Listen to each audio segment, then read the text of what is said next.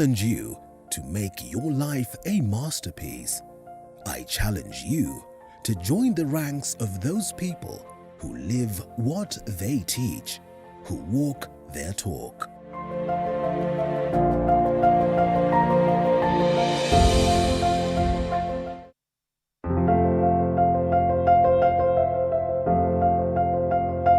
I challenge you to make your life a masterpiece. I challenge you to join the ranks of those people who live what they teach, who walk their talk.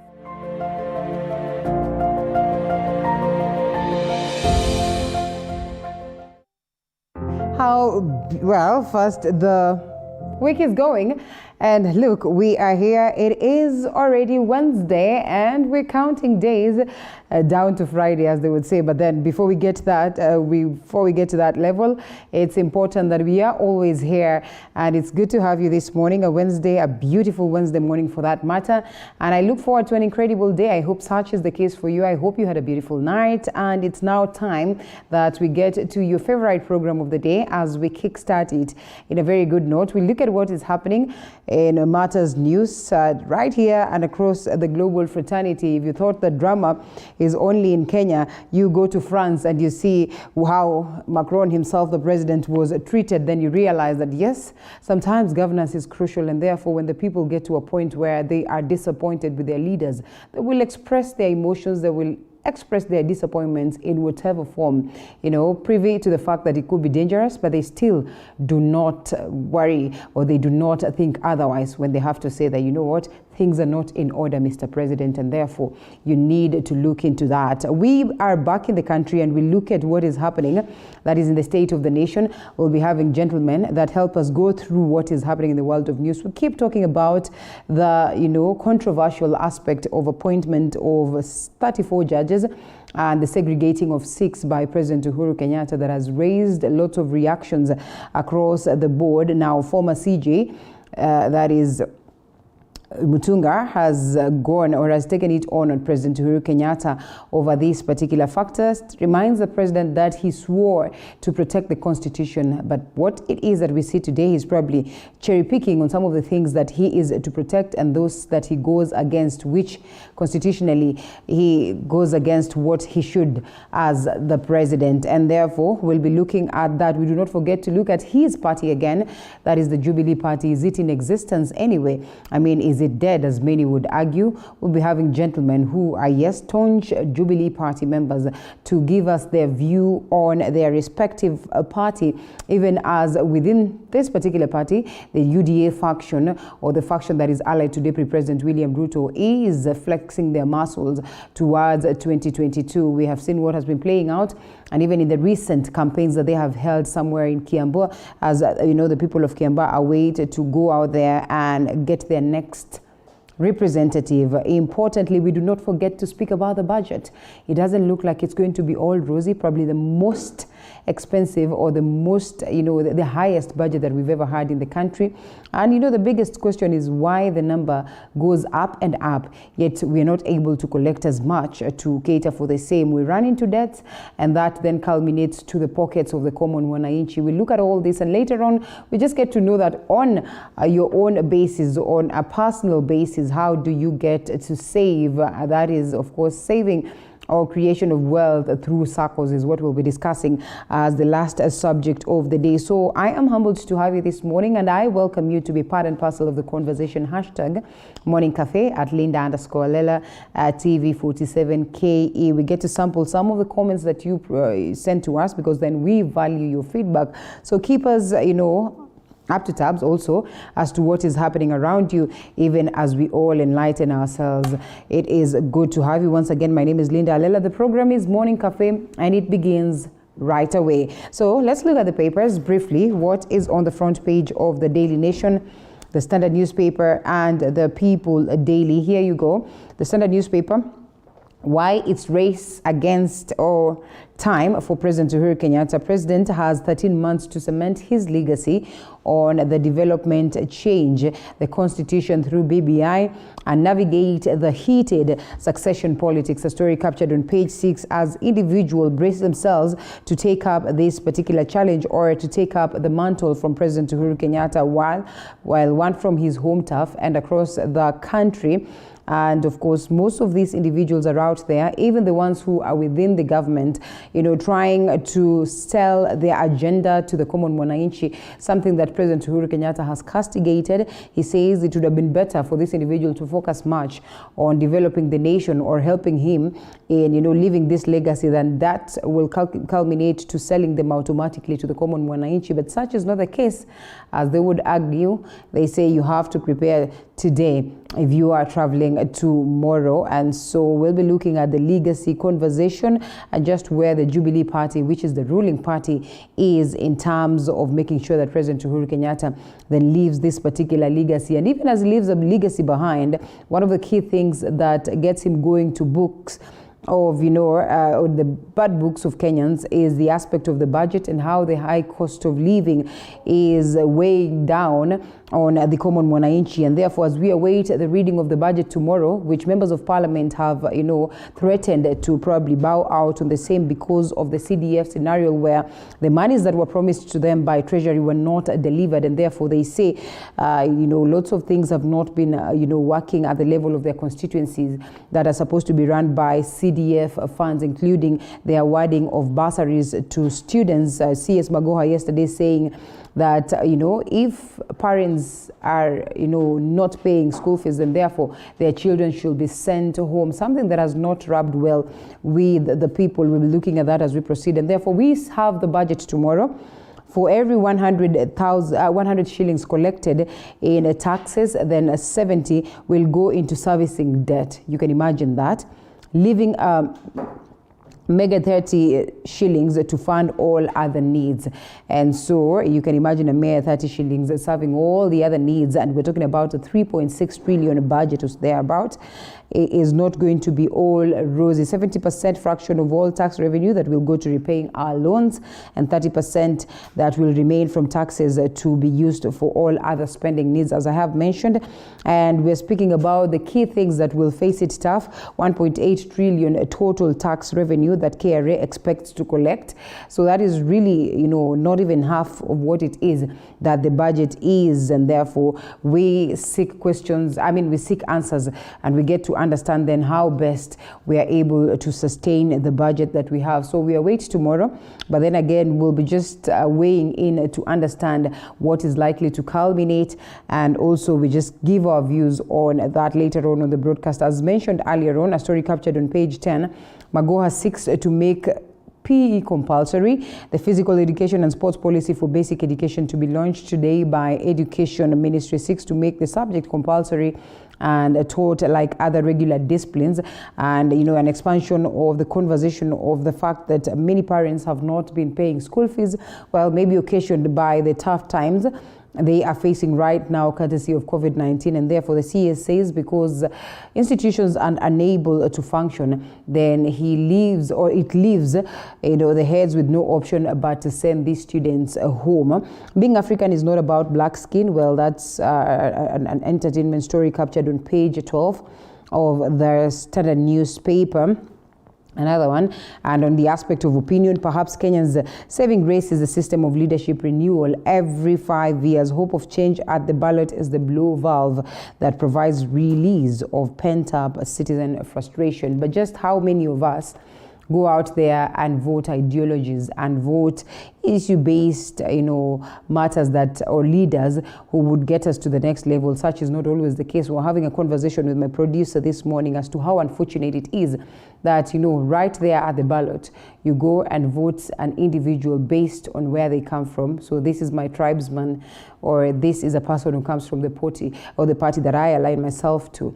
And in most cases, these individuals do not bring the change that we desire. And so as we talk about this, then we'll get to see what more is playing out. President Uhuru Kenyatta goes to Ethiopia so that he can commission the big moment for Safaricom as the telco gets license to spread its wings into this particular country. A story captured on the back page also of the Daily Nation. And still in Ethiopia, and that is on the Standard, how killings in Ethiopia town started, a story captured on page 32 of the Standard newspaper. We all know how it's not been rosy, especially on the tribal aspect. The Tigris and the Oromos, we keep having these conversations as to how then they are able to get stability. The leadership there is not been rosy, simply because these tribes will always be having their own in fightings, and therefore such is not always good. Seen across the African countries, or most of the African countries, that a tribe factor is one thing that drives every political activity in these respective nations, something that augurs down terribly in regards to just getting that political stability or having the country stable enough. Daily Nation, as I said, on the back page, Safaricom's big moment to telco gets license as it spreads its wings, and President Uhuru Kenyatta will be joining this team in commissioning the same. And crime, death, lack in city slums, gangsters and killer police officers leave cheek by jowl. A story captured on page 10 and 11. A very interesting piece that speaks of what plays out in these estates in Nairobi. It's not been all good, especially at this point in time, with the curfews and all that. Gangs have gotten to levels where they will, mug people in broad daylight, because, well, after all, who are they going to mug? That is at night when everyone is back at home. And, well, the police officers are not taking it all easy. It's been a battle against them. But then again, also, there's that fear of how then they land themselves into trouble, even as they fight these cruel gangs. In most cases, you will hear that they have been accused of being radical, and yes, the coming in of the likes of IPOA, Amnesty, in favor or in defense of these gangsters. So it's quite a tricky situation to balance, but then you can hold your copy of this and get to know the details of the same. Parties in hot race for 2022 numbers. These figures are the strength of parties, and most of them don't want their numbers shared.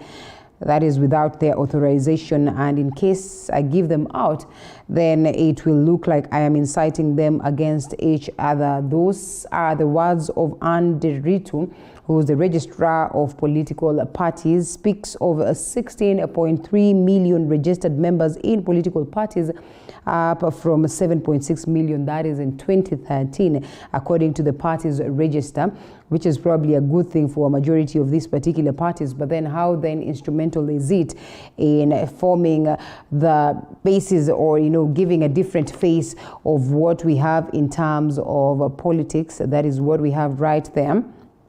And therefore, with the revelation that registered party members have doubled, that is in the last 8 years, Jubilee and ODM are staking claim to the lion's share of voters, while the newly formed United Democratic Alliance is fast building a support base.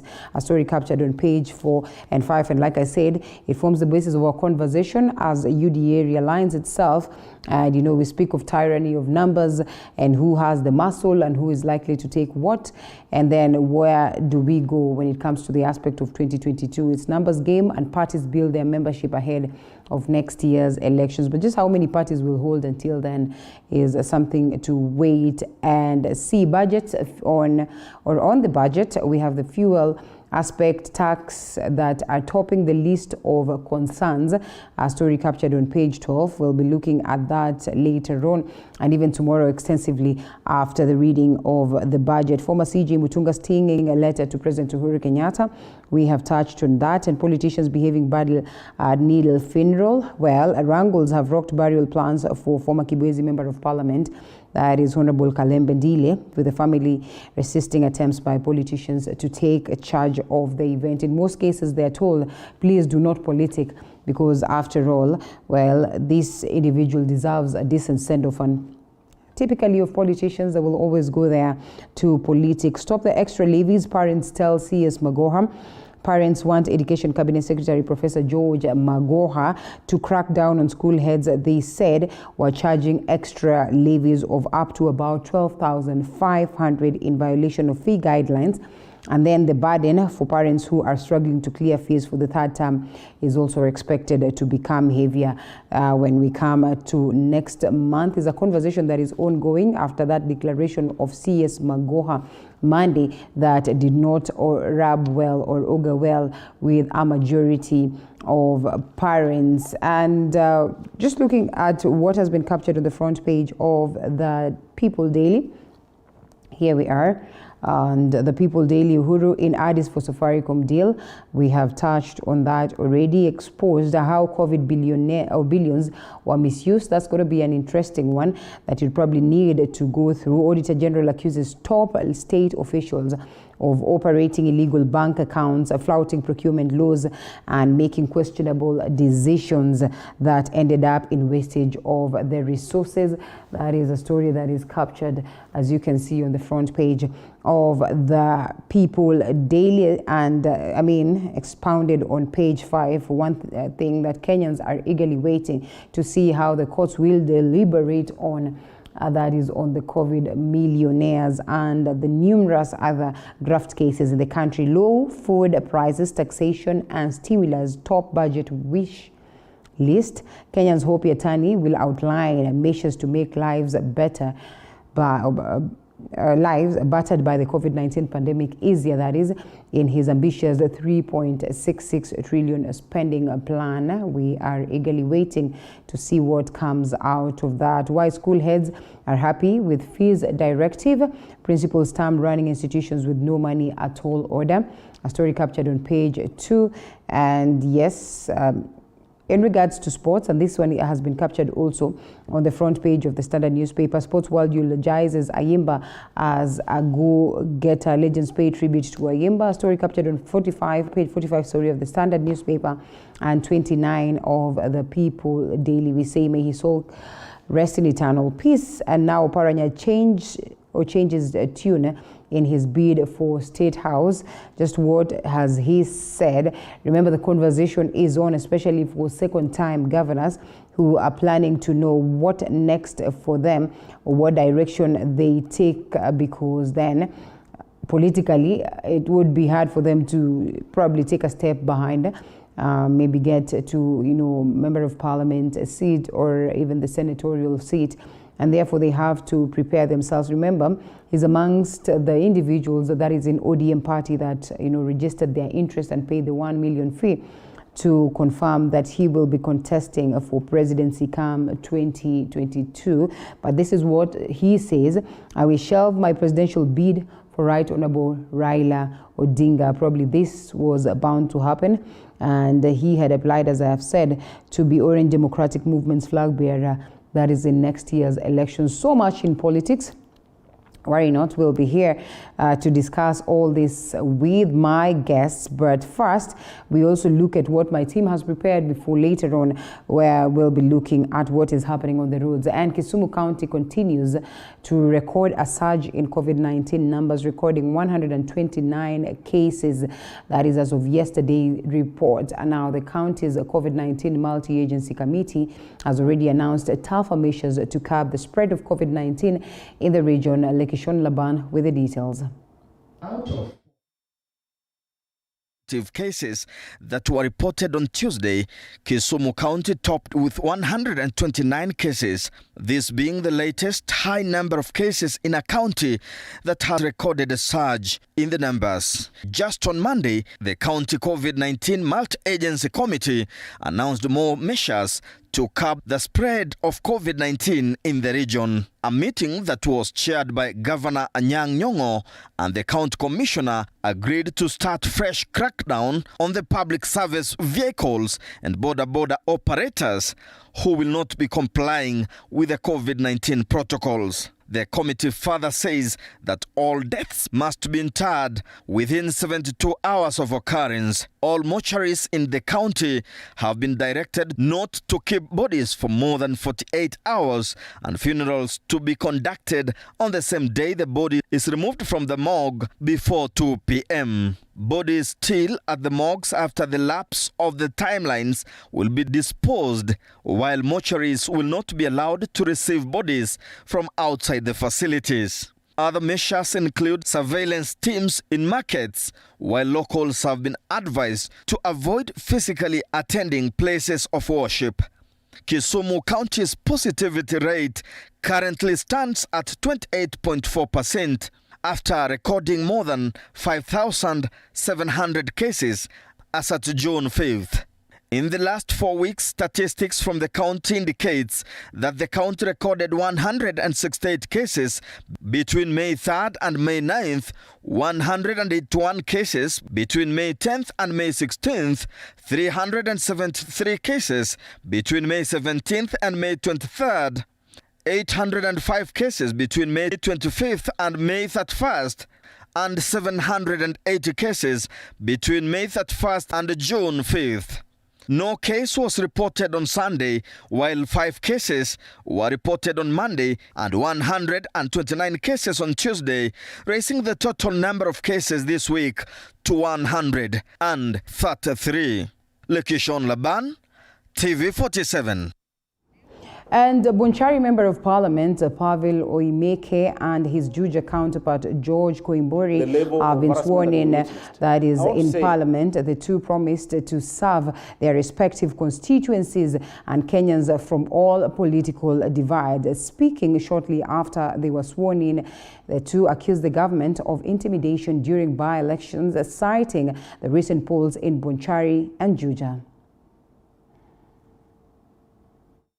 I want to say that I hope this is the last thing we see in this country.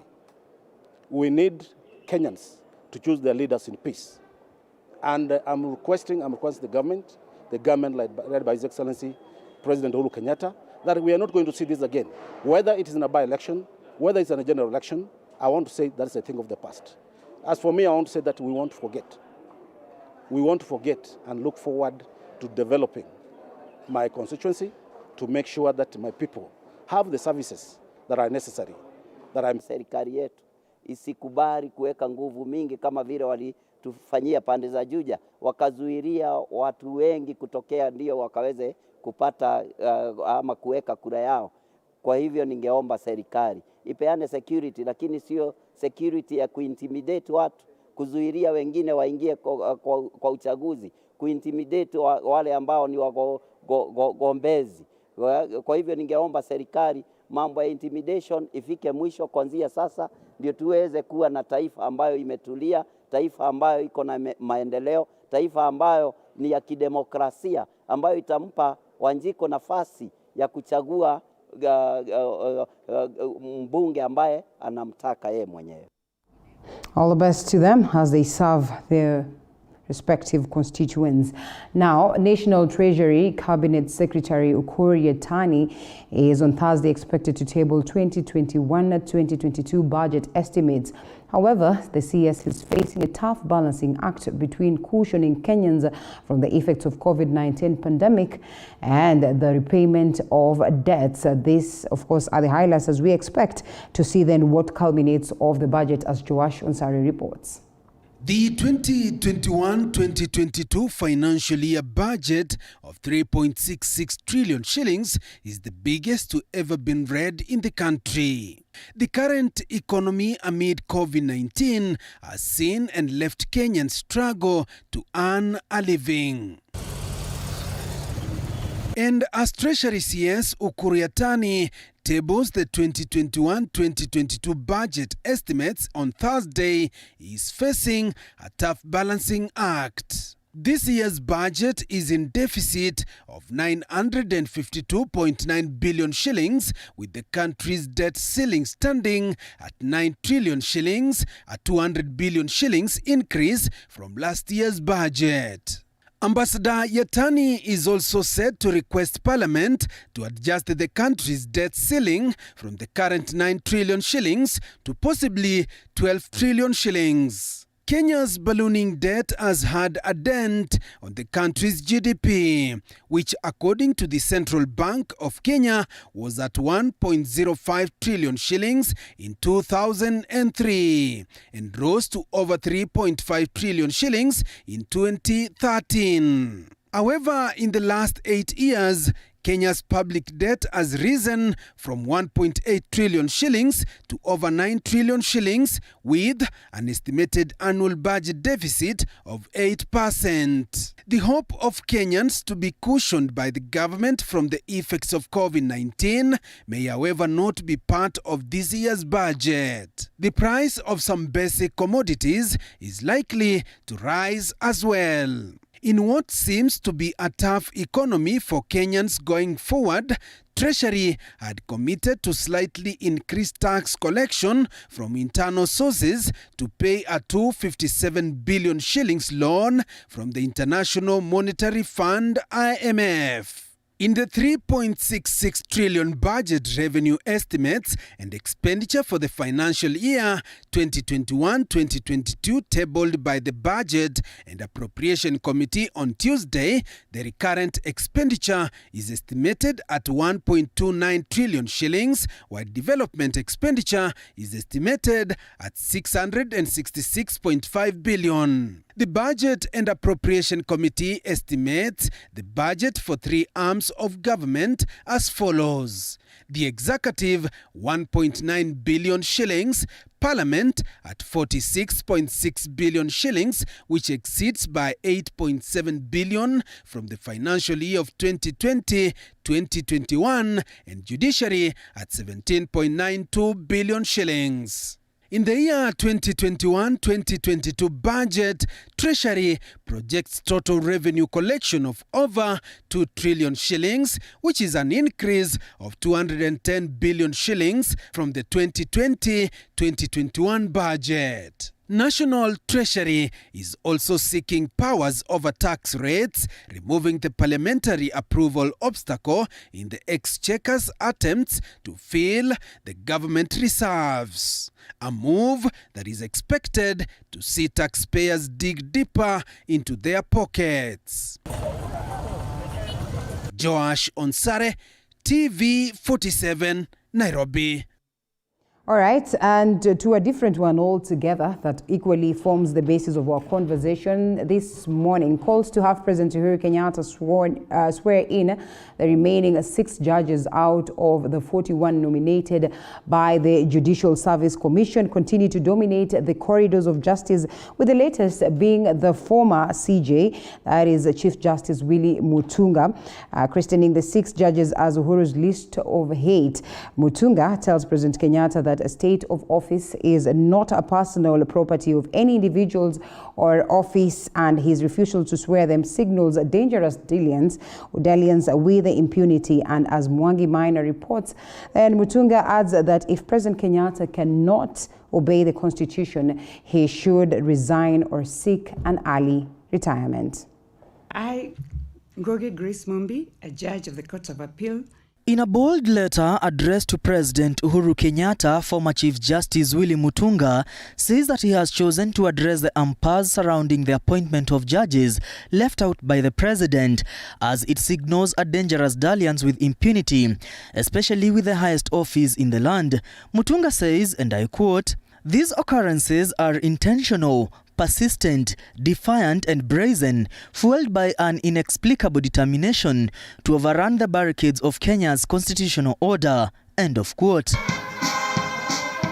Mutunga adds that it is expected that any person seeking public office is well versed with the Constitution of Kenya and its dictates, as well as understanding the limits of power and authority of that office. Mutunga says that any public servant who does not respect the Constitution does not deserve to be in office, as they took an oath to protect, defend and promote it. If any public officer does not like the powers the Constitution donates to them, or find the exercising of those powers annoyingly inconvenient, they have no business continuing to occupy those offices. Resignation and early voluntary retirement are readily available options that the Constitution merely provides. End of quote. Mutunga tells President Kenyatta that JSC did its work and he is obliged to appoint all recommended judges without hesitation, review or negotiation. Mutunga adds that the standoff in swearing the 6 judges is occasioned by President Kenyatta's hardened stance in wrongdoing. This, he says, and I quote, "Sadly, it has done so in a manner that lowers the esteem of the office, undermines the rule of law, and erodes public confidence in the elevated majesty of statecraft and in the granularity in administration of justice." End of quote. A view to upholding the dignity. Mutunga continues with his lamentation towards President Kenyatta, whom he accuses of not presenting any adverse reports to the JSC concerning the 6 judges at the appropriate time, leaving the JSC with no option but to make recommendations to him. Mutunga says this should have been a common sense approach that has worked before. Mutunga adds that the president's conduct has been beneath dignity of the high office that he holds, which requires honor and abjures bad tempers. The Constitution has by law. Mutunga says President Kenyatta's exercise of power is reckless, insensitive, and outstandingly bad, and his refusal to swear in the remaining judges is driven by his anger towards them and not principle. Mutunga says President Kenyatta may not be having any actionable information on the judges. He asks the president to resist the temptation of being crowned with the pettiness of power and immediately appoint the 6 judges. He ends his letter to President Kenyatta by telling him that, and I quote, "Mr. President, you bear a burden of history to do the right thing for Kenya's constitution, her institutions, and the general public. Discharge the burden. Simply do the right thing." End of quote. Mwangi Maina, TV47, Nairobi. All right, thank you, Mwangi Maina, for that. Probably what should trigger the conversation as early as now. But even before we get to that, it's important that we get to introduce the guests this morning. They are in studio already. We still are hoping to get a hold of one. That is CAS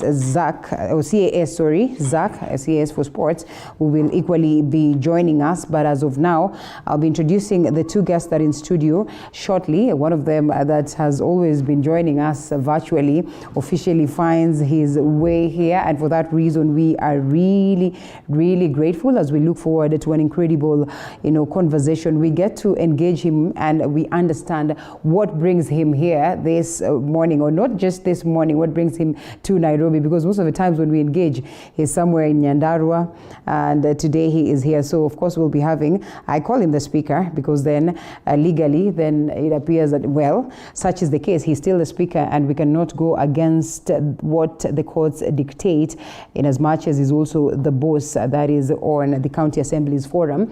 And he tells me that it is this particular forum that brings him to Nairobi. Briefly, Mheshimiwa Ndegwa Wahome, thank you so much for finding time to us. You tell us what brings you to Nairobi, even as we also get to engage Jimmy Kagoni, who we always have here, emerging marketing strategist,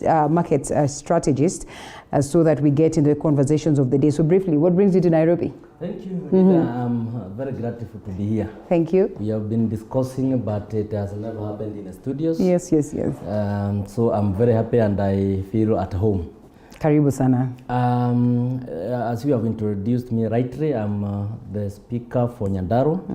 My name is Ndegwa Wahome, and I also double up as the chairman of the County Assembly's Forum, which is made up of all the MCs in Kenya and also all the speakers. And I came to Nairobi to share some meetings for the County Assembly's Forum because there are some agendas that we wanted to pursue as we head to elections. And one of the main agendas is obviously the requirement under the Elections Act, and that is Section 22, that to run for parliament or to run for an MC, you require a university degree. And as County Assembly's Forum, we think that is becoming adventurous, and we don't read the registration on that issue.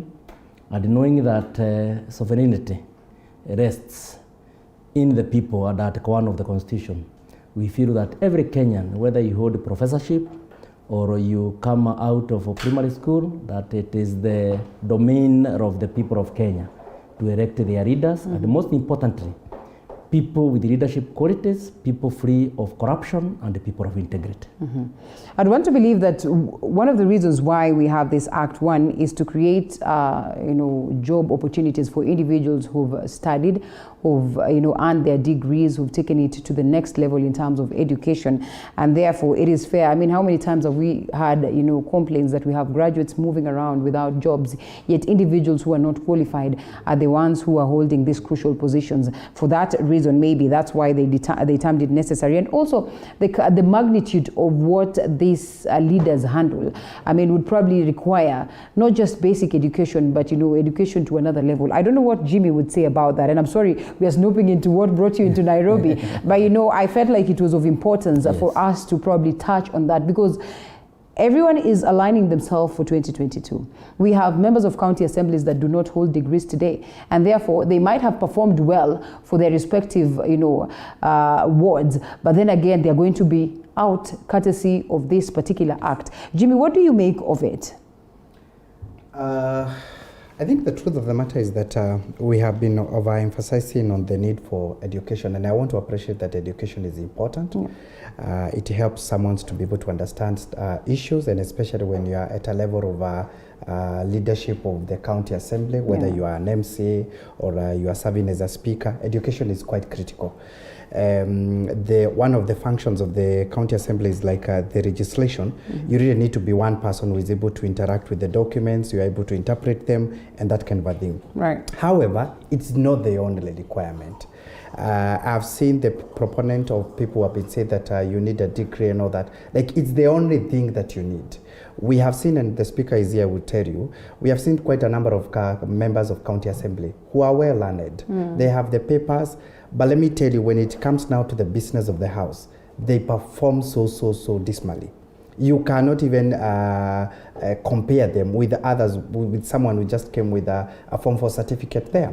Because the leadership skills should actually be the primary. About the paper should actually be secondary. And then thereafter, and the speaker will even tell you here that certain committees of the county assembly, even when they are allocating members to the respective committee members, they will check on exactly where you fit well, depending on what is your background, what you understand better, so that you're also able to be productive to the business of the house.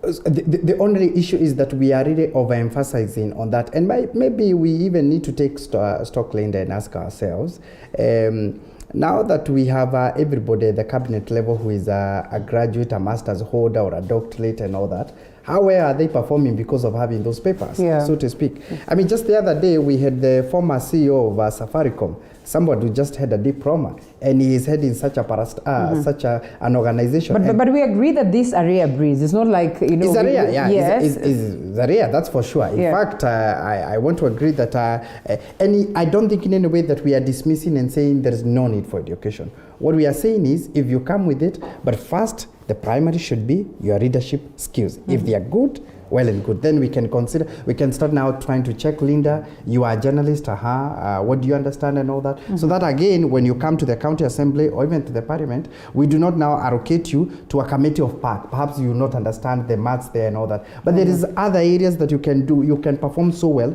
because of your background, so to speak. We can allocate you to committees where we think your past experience would be useful. Because again, even if you have that degree, you can't have a degree across everything. All right. To just weigh in on that one. Our main concern is that in political office, people should not be looking for jobs. And if they are looking for jobs, then the employer is Wajiko. And therefore, we are saying that the field be left and be open for everyone. And this means this cuts across from members of county assembly to all the way to the top? Parliament. To the president? No. Maybe the president, because that is a very specialized position. Yes. And even for the governor, those are chief executives. They should need to understand the surroundings around them.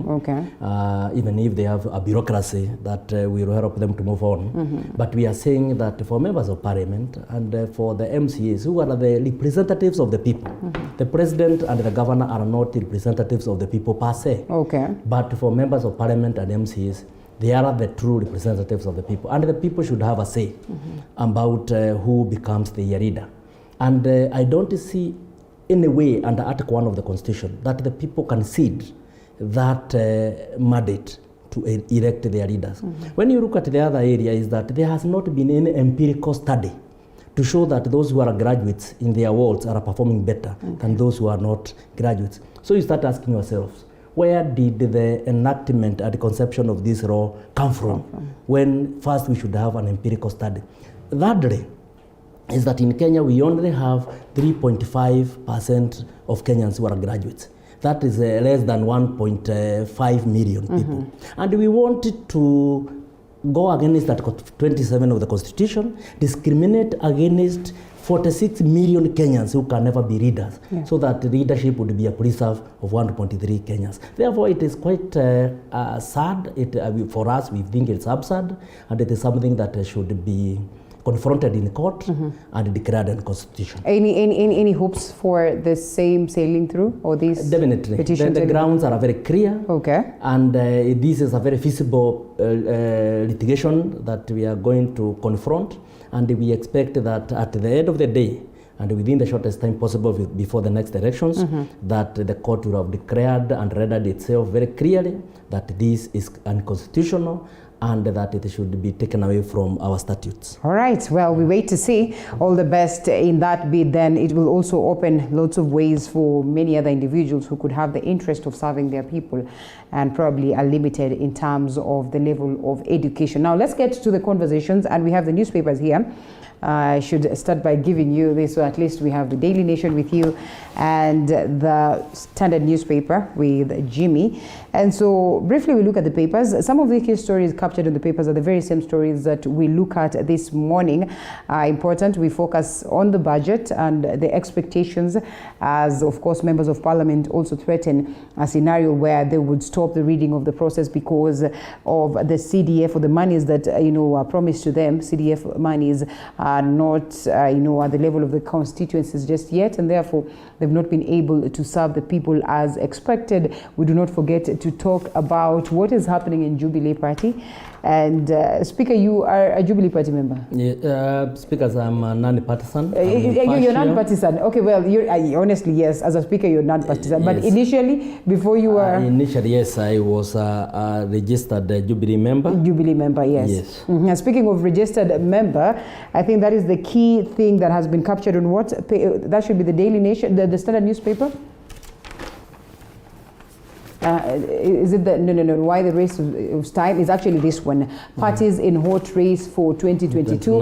Registration of members is higher than what was there. That is in 2013, 16.3 members registered across these particular parties, up from 7.6 million that was in 2013, according to the party's registrar. And with the revelation that registered party members have doubled in the last 8 years, Jubilee and ODM are staking claim to the lion's share of the voters, while the newly formed United Democratic Alliance is fast building a support base. And if we are to connect that on what has been captured on the Standard newspaper, the front page, why it's race against time for President Uhuru Kenyatta. President has 13 months to cement his legacy on development, change, and the constitution through BBI and navigate the heated secession politics. Reason why I asked whether you're a Jubilee Party member, I know Jimmy is a staunch supporter of at least the Jubilee Party, if not the reforms on the constitution. Then the question is Jubilee in existence in the first place, even as individuals are preparing themselves to get to the top of the helm? Maybe before Jimmy comes in, Rita. Yes. I would say that actually because I never resigned from Jubilee, I am still a Jubilee member. Right. But I think the leadership of the Jubilee, and by this I say the technical people there sitting at the Jubilee offices, they are doing more harm than good to Jubilee as a party. Why do you say so? And I think that Jubilee does not require enemies. The enemies of Jubilee are within Jubilee House. Okay. Like today I sit here, the kind of wars that have been in Nyandarua. Yeah. Those wars are instigated directly by the Jubilee Party.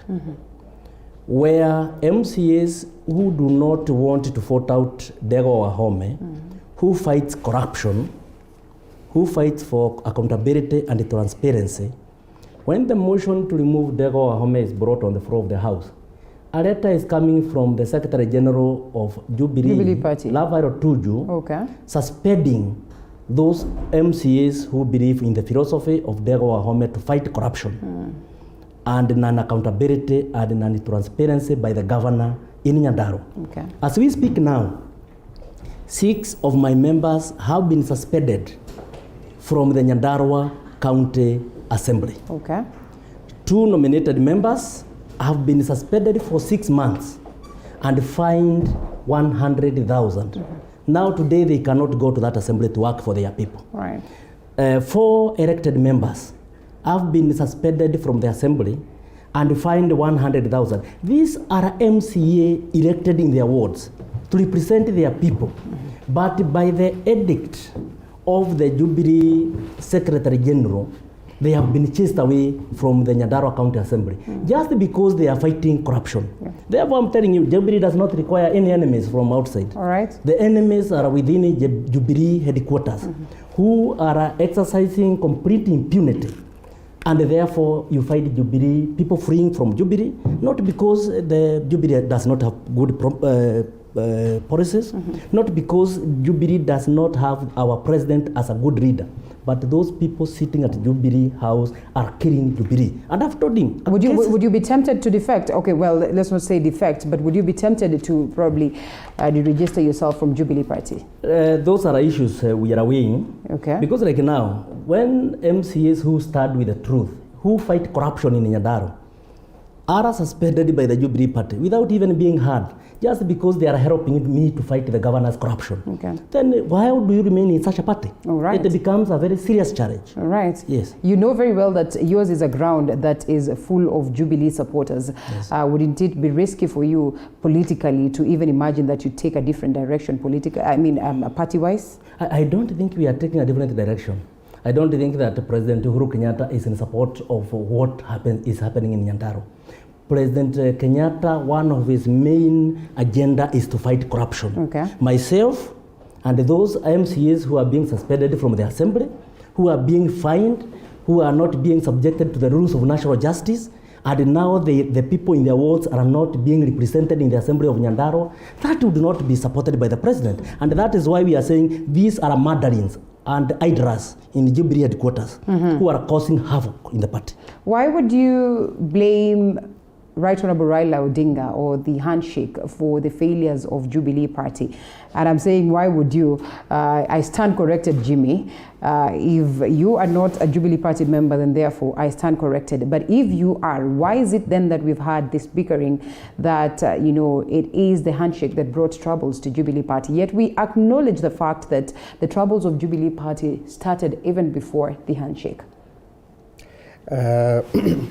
Linda, first, I am a member of Jubilee Party. Oh, yes. I am a registered member of Jubilee Party, possibly in a different forum. I'll tell you what level. Okay. It is true that our party have had small issues, just like any other party.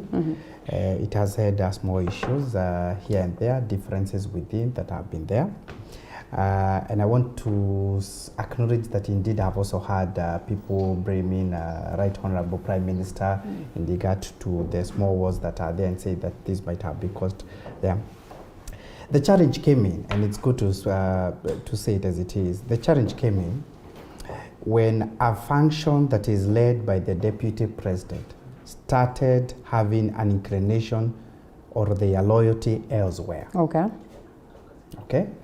And when that started, the main party, or rather the members we'd call the center members, felt very uncomfortable with that loyalty that was starting now to incline elsewhere.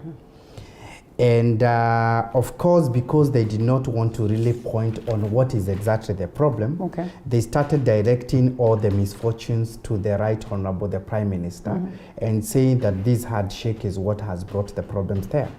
Because many of them were uncomfortable to point at the president, and many of them were uncomfortable to point at the people who are very close to the president. And therefore, to divert that, they started talking about it is the Prime Minister. Now, whether he has had a role or not is another discussion altogether as an outsider to influence one or two things, because when the handshake came, we almost became now one big house kinda. Although them, they have remained the ODM and Jubilee, but then someone might have had a role here and there, or maybe an advice here and there. But this is what I wanted to say. By the virtue that maybe Jubilee has not really shown exactly who is going to be the candidate, I think the confusion has even increased. Because you'll agree with me that parties in Kenya, they drew their motivation a lot from the drive that they are going to seek the mandate, or they are going to have a candidate who will be seeking presidency in the next general election. Now, unfortunately, in the situation of the Jubilee Party, it is not clear exactly who is our candidate. Because when all things were settled, by then it was, we all assumed or imagined that it's going maybe to be Ruto and somebody else. As it is now, we can tell the Deputy President, I think he's on his way out. He is associated with the UDA. Right. And therefore now you can't really tell who exactly now in Jubilee is going to do so. Why you find a party like ODM still remains very strong, because they are very hopeful that Raila Odinga would still be in the ballot in the coming election. Well, until you know, these two individuals registered or gave echoed their interest. Well, the latest we have today is that Oparanya has decided to shelve his interest for the sake of Baba. Before we even delve deep into that, allow me to acknowledge the presence of Zach Kinuria, who's the CAS Ministry of Sports and Culture and Heritage. Good to have you. After a long time of search, we finally have you. It's a pleasure. It's a pleasure. In fact, my producer right behind is saying, finally. Thank you so much for creating time for us. You two are a Jubilee member. I'd want to believe. I know you are non-partisan in the position that you hold, or better said, well, as a Kenyan, then we all are allowed to weigh in on the matters of Jubilee Party. Picking from what Speaker Wahome speaks of, he says that, well, in a scenario where the kitchen seems too hot for you, what do? You start looking for other options. And, enlarging the conversation even further from what it is that Kagoni says, that it is this faction, you can evidently tell that he's pointing a finger at this particular faction of UDA. I mean, what other option would they have had in a scenario where the house seems to be too hot for them? It seems like, guns are blazing on them every other day. Wouldn't they look for, other political options? Thank you very much, and good morning. Good morning. I don't know whether it is in order to express myself and say I've missed you since we met last time. Oh yes, I've missed you too. We met in public space. Oh yes. In the daylight, and there were many people. They better take note of that. We will confirm. No, you need not to confirm. Plus, anyway, even if they do not confirm, we are two adults, 18 and above. That's it. Even if it would be otherwise, alone in darkness, you still be in consent. But this man has always confirmed the obvious things. So as far as I'm concerned, and I mean, I think I have to say to that. It's a pleasure. I'm happy to see you. I met in the barrio of a former five politician from PMG. Right. And I haven't seen you since then. Yes. So we see each other virtually. Oh, that's true. So it's good to see you once again. Good to see you too. Beautiful as you always are. Karibu sana Waziri Asante. Let me say the following. I'm a state officer. As far as government hierarchies are concerned. Right. And the Constitution prohibits a state officer from joining political parties. Right. And that means, except the president and his deputy, the cadre of ministers and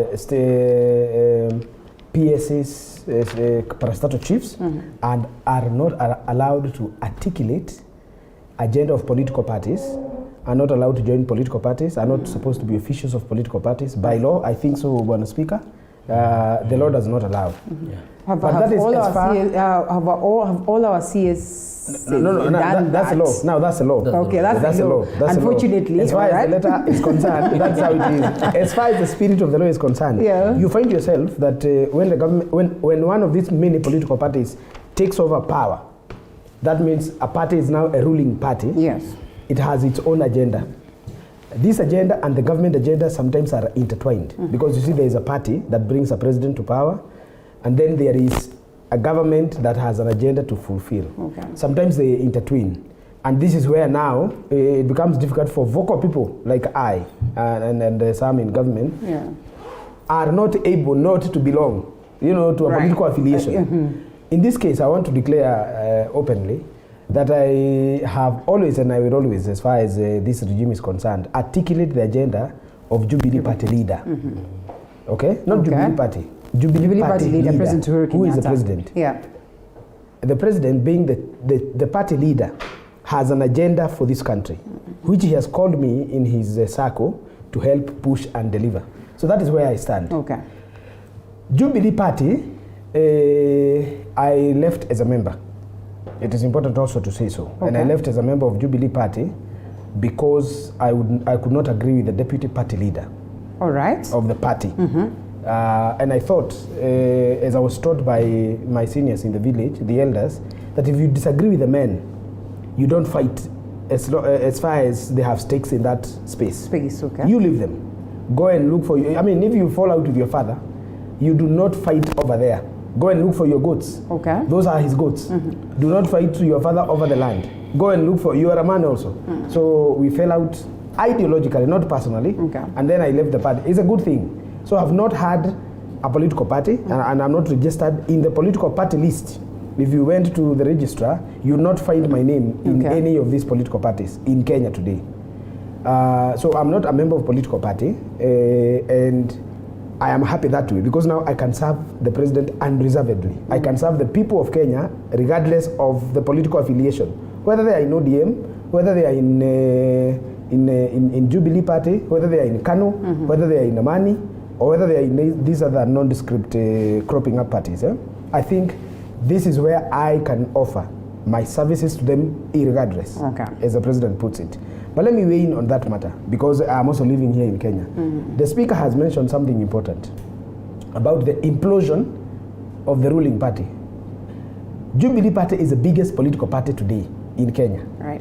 And it is the most widespread in Kenya, as far as membership is concerned, has the most senators, governors, women rep, and MPs in Kenya, has the most number of MCAs. This is not a small, mean affair. It's a big affair.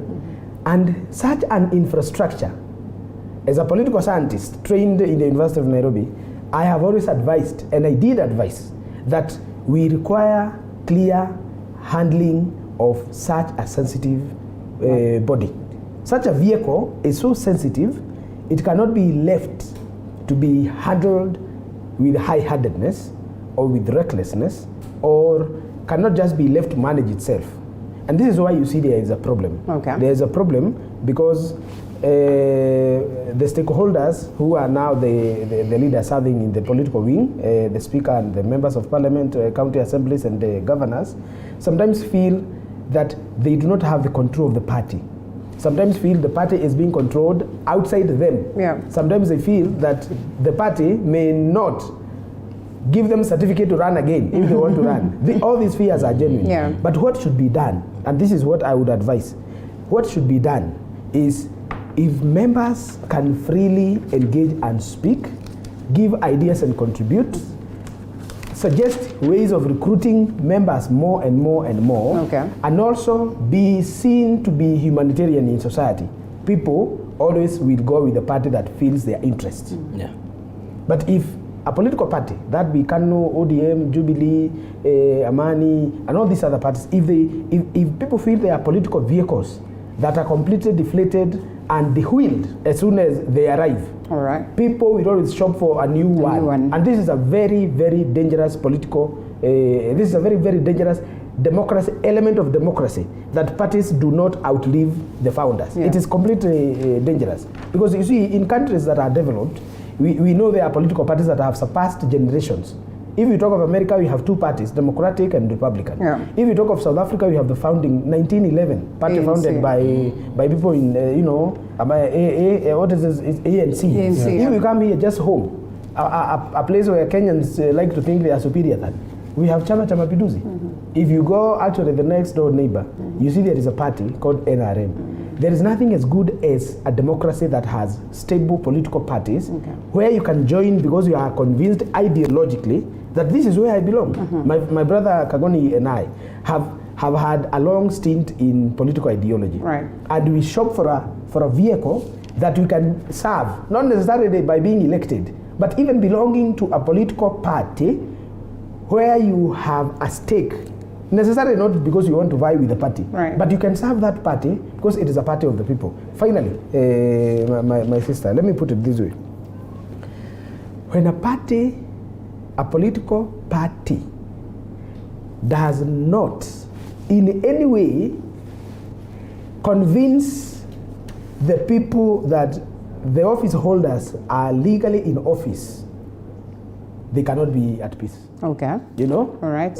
If the offices within political party are not filled in such a manner that people feel they have taken part, they cannot own the party. Mm-hmm. That means I come from Kigumo constituency. I come from Kigumo village. And I come from a small village called X. Here, I must have taken part, even I'm a Jubilee Party member, in electing the branch guy there.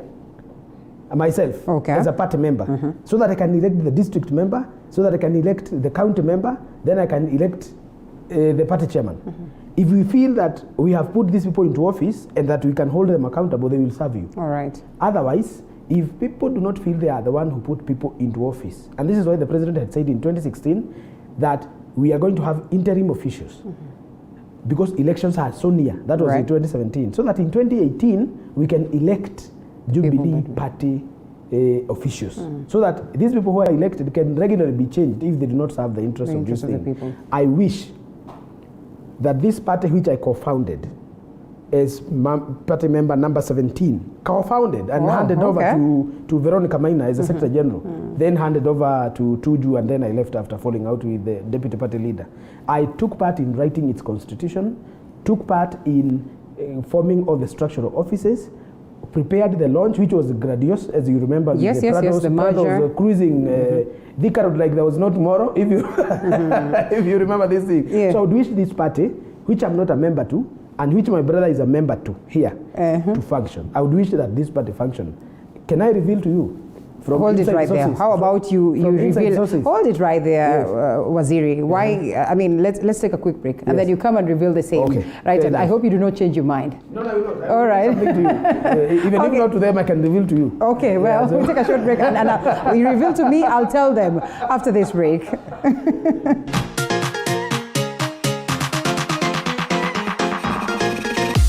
Global Precast Panels, we have the best quality, durable and affordable precast panels to suit all your needs. Manufactured under a controlled environment, we have the best precast concrete panels, precast concrete floor slabs, precast concrete perimeter wall, precast concrete columns and beams. Our panels reduce construction cost by up to 40% with absolutely no plaster required, including added soundproof benefits, convenient four-story buildings, schools, offices, residential houses, hospitals, and warehouses. Take advantage of our free transport. Contact us on 0702 24 7267 or 0796 24 7267.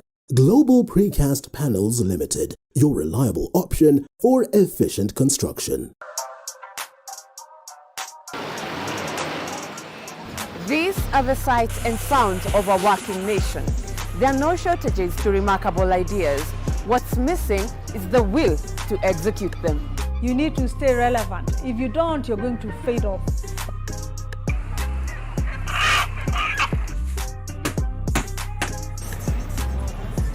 Yes, they are a dime in a dozen, but the real meat on these bones comes from trying to realize them. You just need to perfect anything. If it's drawing, if it's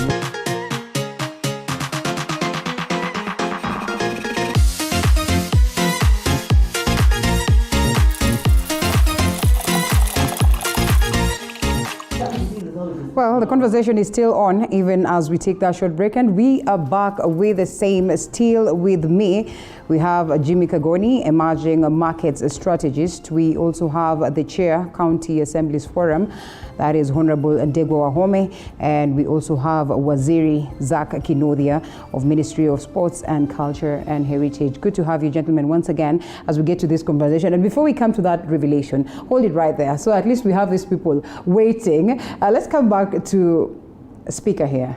And from what Zach raises, very pertinent points that probably we cannot go without mentioning or maybe pondering on. It is good to have parties that have structures. It is good to have parties that, have taken the wheel of politics all through years. But then again, we also pride in the coming in of multi-partism. And therefore, maybe democratically, if we are to be looked at as a people, then probably we have made strides in comparison to these parties or these countries that have parties that have been in existence for the longest of time and formidable structures. What can we do to make the best of multi-partism in the sense that even if we get parties, we do not just get vehicles that are going to carry us through the next election, and then after that, we think of other realignments, we think of other, amendments of the Constitution so that at least we can get, what we have nowadays, that we have individuals who are coming to form a party. Then as a coalition, a vehicle to get you to the next level, it is over. We get to the next one. Then it beats the logic and the essence of why we all fought so hard to bring on board multipartism.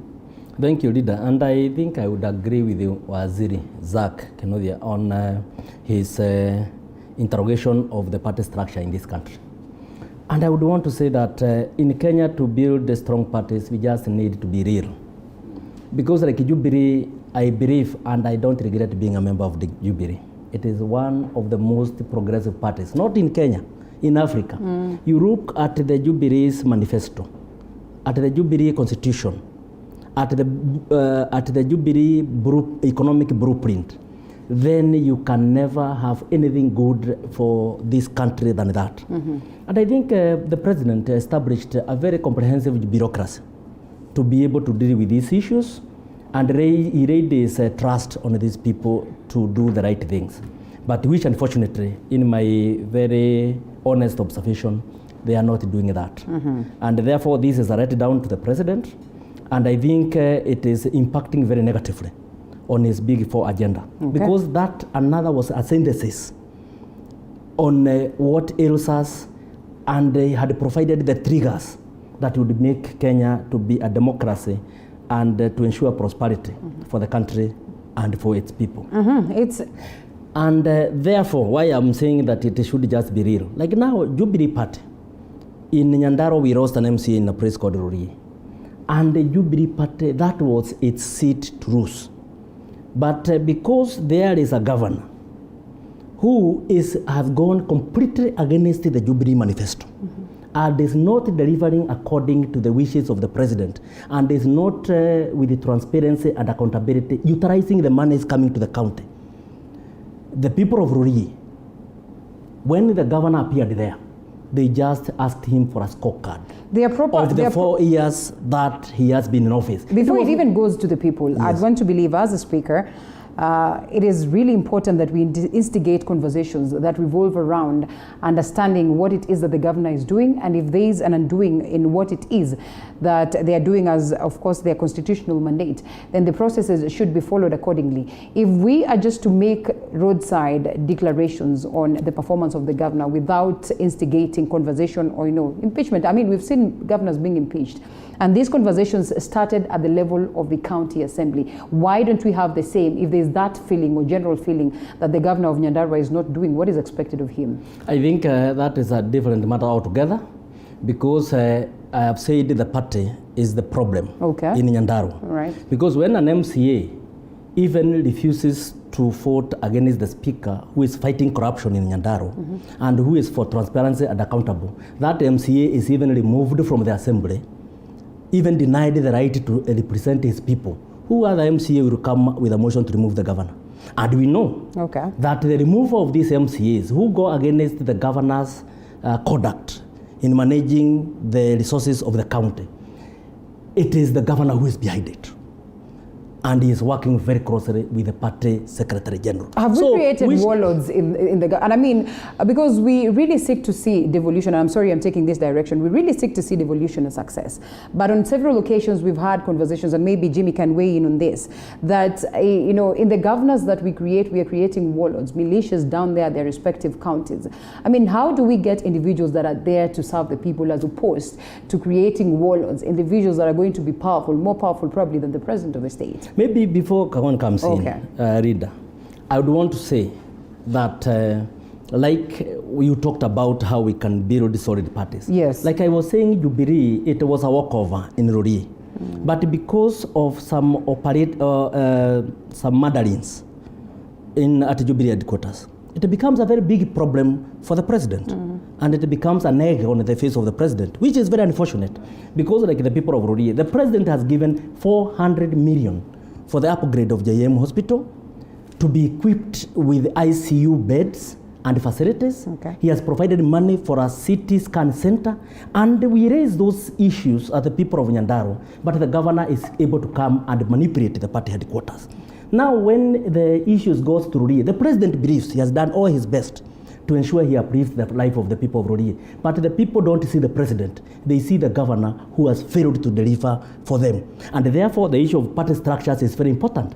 Do we have any party representatives in the county who have any teeth, who have any infrastructure to ensure that the governor delivers on the manifesto of Jubilee? Okay. It is not there. Okay. And therefore, I am saying that we have not been surprised with the timetable of exactly what the party wants to do. This is not the president to do that. Mm-hmm. The president is serving this country. Mm-hmm. It is those people sitting at Jubilee headquarters to prepare these blueprints for the president's just endorsement. Mm-hmm. And I feel that Jubilee establishment, the administration, the technical people there have completely let down the president, and Nyandarua is a case study. And if Jubilee fails, that Jubilee headquarters will be blamed for the death of democracy, of devolution, and imprudent application of resources in the Nyandarua County. All right, well, and we come to you, Jimmy, on that very aspect of the governors that we build out here, warlords or,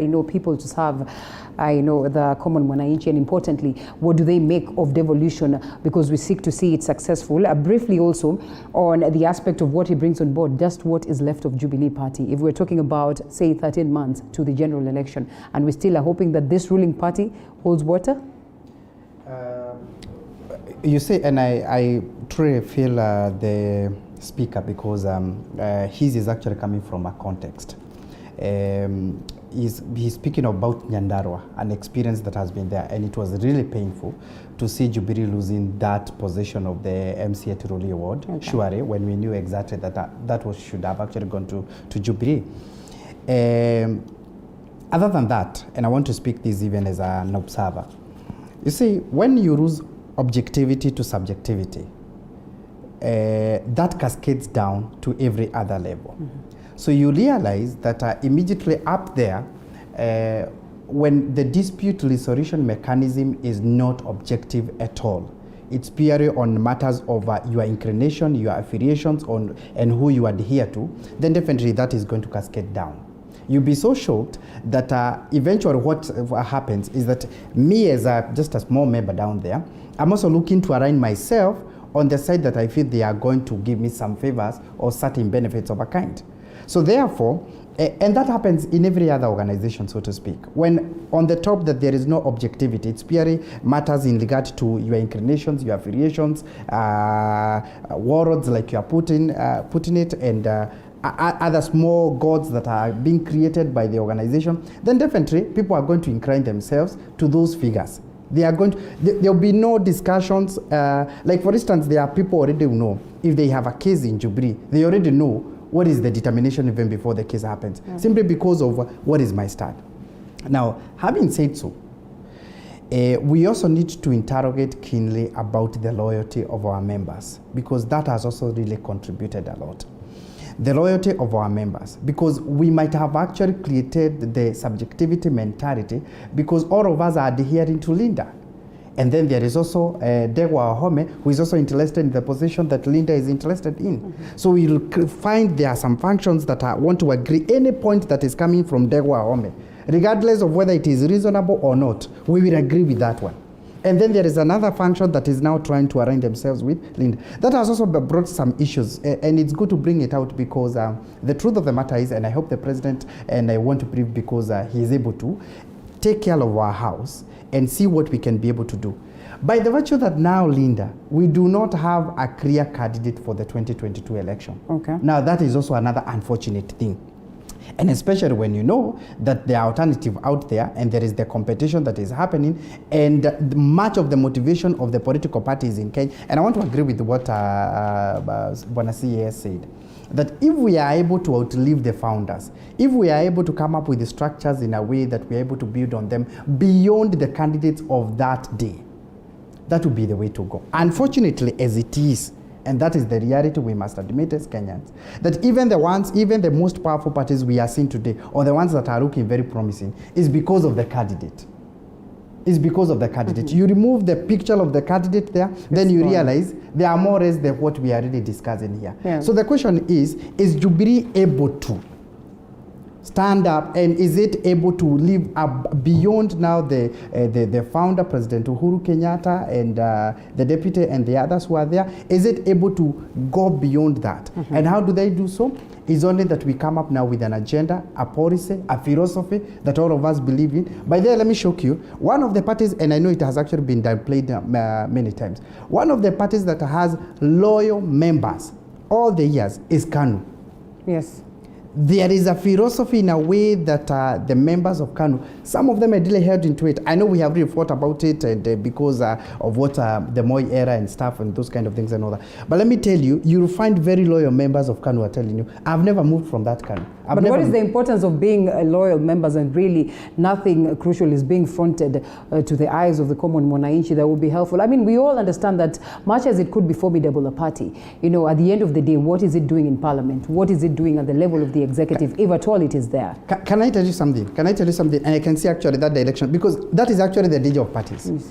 When we use parameters in regard to how many members we have in parliament, how many members we have in the county assembly, how many members we have here, let me tell you, a political party should actually be a movement of thinkers. Not necessarily even sometimes is even. It so? Oh yes, oh yes. People who believe it, such that even if I'm not even seeking a political office, so to speak, there is a philosophy of a kind that I'm agreeing with other people, and we are saying this is the direction to go. You know why parties like Republicans and others in America are very strong? It's because the strong movement is not even with the leaders there, the people who are holding the office. It's the ideology that the members themselves down here believe in. Okay. So you see somebody, he is not even interested to vie for any position, but he says, I agree with the leftist in every way. The challenge here is, now we cannot see like a party like KANU to be important, because we are asking ourselves, so KANU, how many members does it even have in parliament? Okay. What motions can they be able to move beyond the parliament and the Senate? Because that's they can work with President that's a very small BBI. department of elected members. Okay. How about the rest of us who want to agree on a number of other things in the society? All right, let's loop in Waziri. And Zach, there's that question then, picking it up from what Kagoni speaks of, as to whether, well, Jubilee would be able to bounce back again, if it is to bounce back again. And now we're not looking at what it is that it will do for us, but what happens in 2022. At a scenario where other parties like UDA are cropping up and, you know, are coming in lightning speed, in the lessons or the lenses of a political scientist, what would you make of it? What are the possibilities that it will stay afloat? And, you know, probably speak of the interests of the president in as much as he exits the stage that is come 2022, even as you give us that revelation. Thank you. May I start with the revelation? Please. Because it relates with what you're speaking about. Please. You're actually in the spirit of it. Okay. There are serious plans and goodwill to revamp Jubilee Party.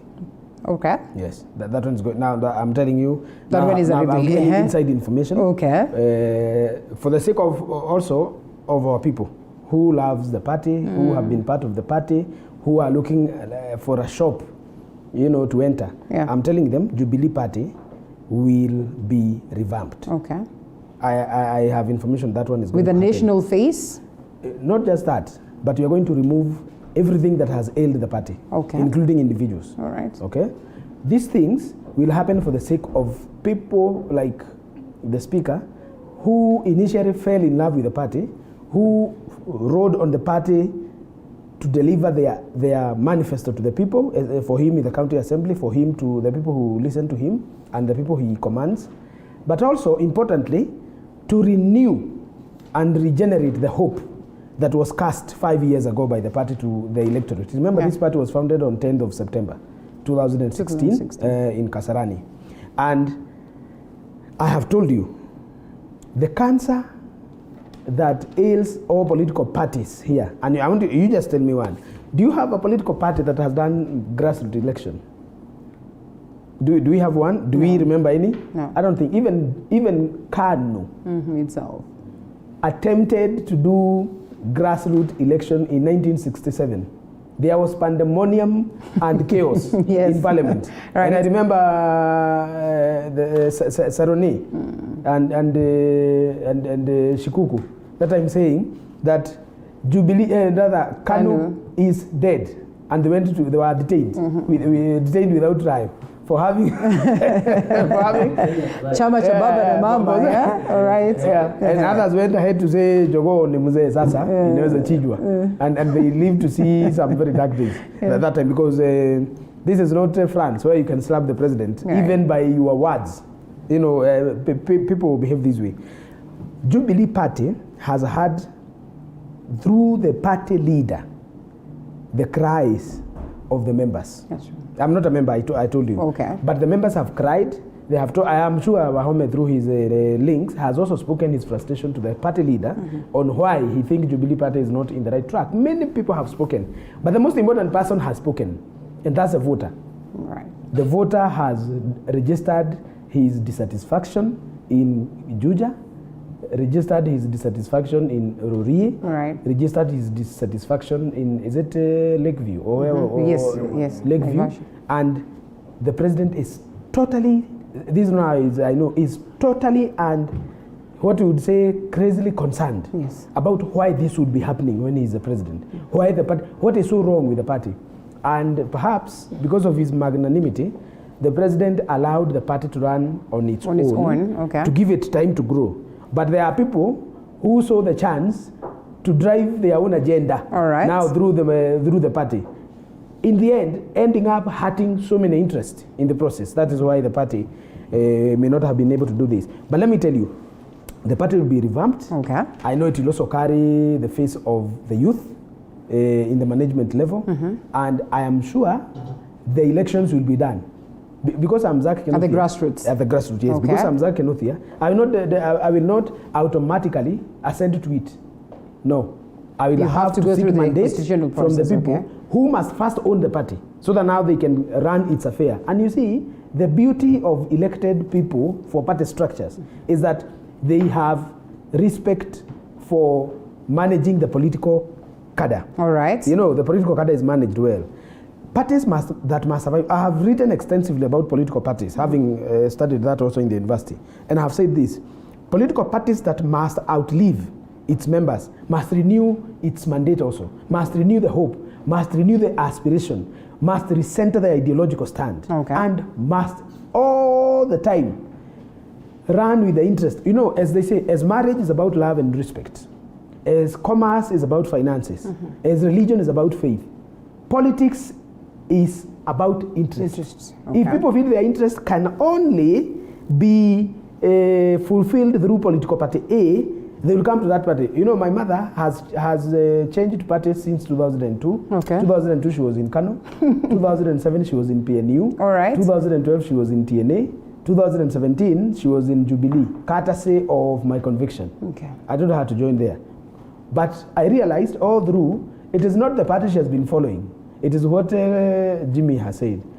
My mother had been following Uhuru Kenyatta since 2002. That's the thing, and that's the problem. How do we root that out from the people? This is the problem. Yes. Because nobody has ever spoken to my mother about a political party. And that is why they don't even know the political parties. They have no idea. They know the symbols. All right. Yeah, they don't even know political parties and their name. They only know the symbols. They know Mwenge. That was in 2002. 2002 they know, was it Mwenge? NAC. Yes, I think Mwenge. 2007, no, PNU is the one that PNU was the one, 2002, Mwenge, yes. NAC had some Rainbow. Isn't it? Rainbow Alliance, or something. Then Mwenge. By the way, women will come in the voting and say, Nataka Mwenge. And you see, they want to see something lighting. You know, the way Mwenge looks at the torch. Then 2012, they were looking for a white dove. Yes, for those who voted for the president, they were looking for a white dove. Then 2017, they were looking for Mkono. Salamu ya mkono. They don't even know what this party is. If you ask a random question, even to those who have gone to school, the teachers in the village, ask them and tell them. which ideological leaning does the party of Jubilee belongs to? Is it center-left or is it center-right? Okay. Is it conservative or is it liberal? They don't know. So what we must do, Rinda, it's good you're asking me this question. Yeah. What we must do if we hope to form an everlasting, relevant political parties, let us stop the drama, let us stop the show, let us stop the euphoria, let us form the party that relates with the interest of the people. Okay? Let the people own the party. That Zach Kinuthia is a liberal thinker. Okay? All right. Then which party allows liberal thinking? That party I will join. Somebody will say, I am a conservative family man, a Christian, and I believe in morality. Which party in Kenya espouses such values? That party is called Jimmy Wahome. Is that likely to swallow? That's where I will go. Is that likely to swallow the euphoria that we have of coalitions that we have today? People say democratically, you know, when you start seeing different parties coming together and the coalitions, it's a beautiful thing. Yes. But then in most cases, they come with, you know, their memorandums, MOUs, and I mean, they are there and they say, you know what? We are here, but we are not this party. It's not a beautiful thing, let me tell you. Is it These things so? called coalitions. Okay. It's not a beautiful thing. It only happens because people have to consolidate numbers so that they can rule. Yeah. It's not a beautiful, and that's It's not what Jimmy says, that you know what, they could be there as KANU, they might not have the numbers in parliament, but they come in to agree to some of the issues that would be of Why importance. don't they have numbers? That's the question. We must answer the question. Why don't they have these numbers? It's because they... Why is it that parties like ANC and either party in America can win without even looping in the smallest parties? Because the members who are there believe in their party and they go ahead to convince even the rival members to say, you know, our party is going to offer this. And these problems are the one ailing all of us regardless of political party. But which party amongst these has the ability and honesty to deliver? My thinking, Linda, and I want one day you and I to be in one political party, or Wahome and I, or all of us, to be in a vehicle that say it is serving posterity. Okay. For now, we will navigate, but posterity can only be served through a political party. That's why Jubilee Party, of all the parties since KANU was formed in 1960, since KANU came to power with euphoria of independence and delivering us from colonial chains, that is why many people are part of it. That's why Fox in 1960, that's why party lived for a long time. Because this is a party that has done what cannot be done by individuals. Okay. That we have delivered independence, we have chased away the bloody white man, and we have brought back land and freedom to its owner. And that is the black man. But which party today can espouse such a liberation? Because today we are also in chains of the problem. The president every day is crying about how to deliver infrastructure in entire country, and he's doing it regardless of people who are making noise. There was a report on how his love for infrastructure, and we asked why then. Yeah, we can explain in another show. We can explain in another show. The president also is wondering how to live our economy in this ravaging pandemic time. He barely has time, honestly, Waziri. He barely has. He barely has time, and probably I'll pick it up from what you said. That most of the people will go there to vote. Yes. They are looking for these symbols. They know nothing. But one thing that Wanjiku knows so well is that the cost of living is way beyond them. One thing that Wanjiku knows very well is the fact that it is not a rosy ground, especially with the coming of the pandemic. It makes the situation even worse. How then will these parties be able to revive the hope to this common mwananchi, even as we look at a scenario where we are set to have the budget being read tomorrow? I mean, the projections evidently higher than any other budget that we've ever had. So when we come to you, Honorable Speaker, it is obvious that even during this, elections or by-elections that you speak of, dearly, the Rurie one, the argument was that, people were just trying to tell President Uhuru Kenyatta, you know what, you have failed us, and therefore we really are not going to listen to you. What will he do to redeem this? I think the issue is that the president, on my part, has been a success, and the president has provided resources for the growth and prosperity of this country. And I have mentioned about millions, hundreds of millions of money coming to Nyandarua, but which you can never see on the ground. I think what is letting down the president, I've said first, is our own party, Jubilee Party, by being seen to be siding with those who are corrupt within the counties. Number two is the institutions that are supposed to implement the president's agenda. Because the president is very clear on the issue of corruption. And when these monies don't go to Ajiko, they go to few individuals' pockets. And no tangible action is being taken. I don't think the president can be everywhere at every one time. And well, sadly, he cannot be forgiven for that, sadly. And I mean, he has constantly said that his biggest wish is to leave our legacy of having fought corruption as expected. And before you expound some more on that, allow us to take a short break. I come back on that very note. Okay.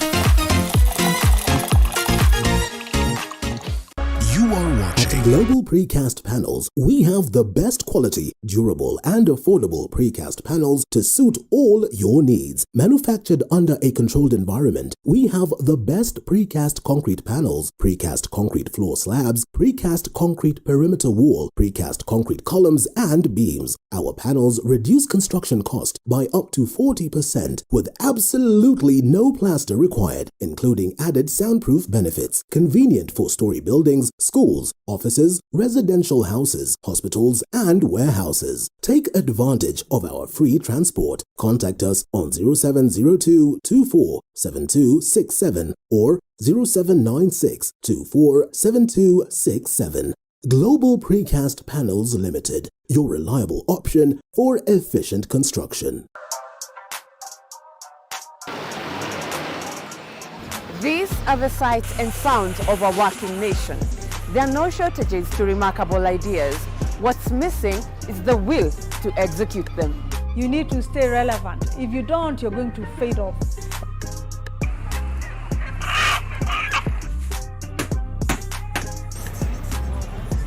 Yes, they are a dime in a dozen, but the real meat on these bones comes from trying to realize them. We just need to perfect anything. If it's drawing, if it's music, pursue it 100% because it's something that is giving back. Join me, Violet Njoki, as I tell you the stories.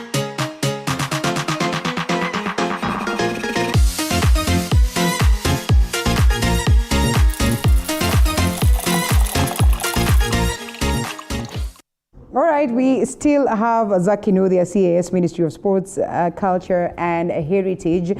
That is the County Assembly's Forum, the boss or chair, Honorable Ndegwa Wahome, and Jimmy Kagoni, Emerging Markets Strategist and also a diehard of Jubilee Party. I like calling him that because evidently he does not shy away from the same, which is a good thing anyway. We need to get to points where youth can literally speak of, parties that they believe in and, work to make sure that they push for the same ideologies for the better of the country. Now, back to you, Speaker, and on that very note that we left it at. Yes, what I would want to say is that, yes, the buck stops the president, but I think the Kenyan people are able to demarcate where the president takes responsibility and where he does not take responsibility. And I think Kenyans, when they are speaking to these issues, even where you see Jubilee rules in elections, actually it is not about the president. It is about those people at the grassroots who are not delivering to them. The other issue is that I think even where some people you blame the president that corruption has not been fought the way it should have been fought. I think in his term, corruption, when history is written, is one of the success stories. Okay. The recoveries that are being made by the EACC, like last year only, they recovered assets worth about 25 billion, yes, which have come back to the public. Okay. And other areas where there is not even mention of it in terms of managing these issues of corruption. And I would say that largely, except about maybe 4 or 5 counties, where the governors will even pretend that they are very close to the president, when they don't even have any access to him. And they will talk from morning to evening how close they are to the president. Yeah. And therefore, even the security agencies fear them for that, which is obviously deceitful. You will find that corruption has been able to be contained, and you can see prosperity getting to the people. Okay. And therefore, for me, is that the president, in delivering on the area of corruption, he has laid a very firm foundation for growth by the future leadership of this country. All right. Now that we've spoken about that, too much about Jubilee for a moment, let's talk matters budget. I know there are a lot of expectations, and we're eagerly waiting to see what tomorrow plays out. But one thing that caught the attention of many Kenyans is, the possibility that the members of Assembly, that is, of course, the members of Parliament, have threatened to say that, they will boycott this process if at all the CS Treasury will not address the matters of CDF at the level of their constituencies. I mean, constitutionally, if we are to look at the Constitution, it dictates that at this point in time, we discuss matters budget, or the next financial year. I mean, would it be fair for them to even have such arguments and say that they're going to boycott this particular session? I mean, if they boycott, evidently it means that the session will not be carried and therefore will not be having the budget being read. Will it be a fair process? Will it be a fair thing to even imagine that our members of Parliament would take us to that level?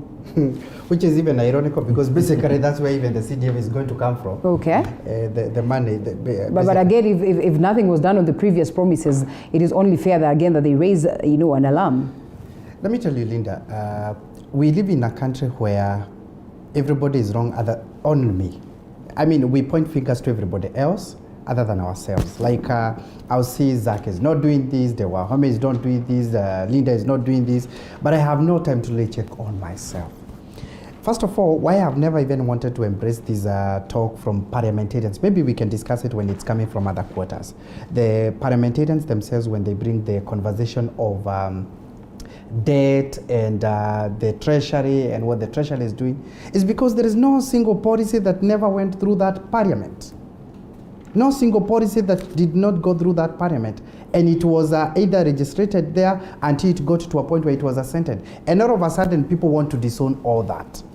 They want to say that we do not know this, we are not headed in the right direction, but you had the opportunity to interact with that budget. Kenyans, by the way, they just listen. I mean, that's why we elect members of parliament, so that they can discuss some of these things on our behalf, so to speak. And if they have an issue, then they can say, this is different.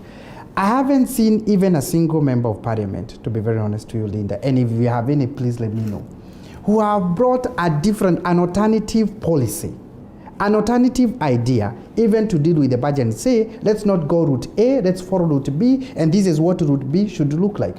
You can keep pointing at route A and saying it is wrong and all that, but where are we supposed to head? What are we supposed to do? That is a challenge. And because most of them at that point, they actually want to absolve of any blame and to appear like they are very clean and we do not know these matters, it is legal. I want to, we Kenyans and the voters, and I want to invite voters to look at this. We must also be able to tell when a member of parliament or any other elected member has absconded their duties to do what they are supposed to do. Because if we are in any mess, and the word is if, then it's because the members of parliament didn't do what they were supposed to do. Okay. Because I don't think that they were actually expecting me from my rural village somewhere to come and start knowing how Ukuriatan and the treasury are operating and see how I can stop. I don't think it was me who was expected to do so. Yeah. That's why we elected him. But then, let's come into the deeper matters of the figures themselves tomorrow.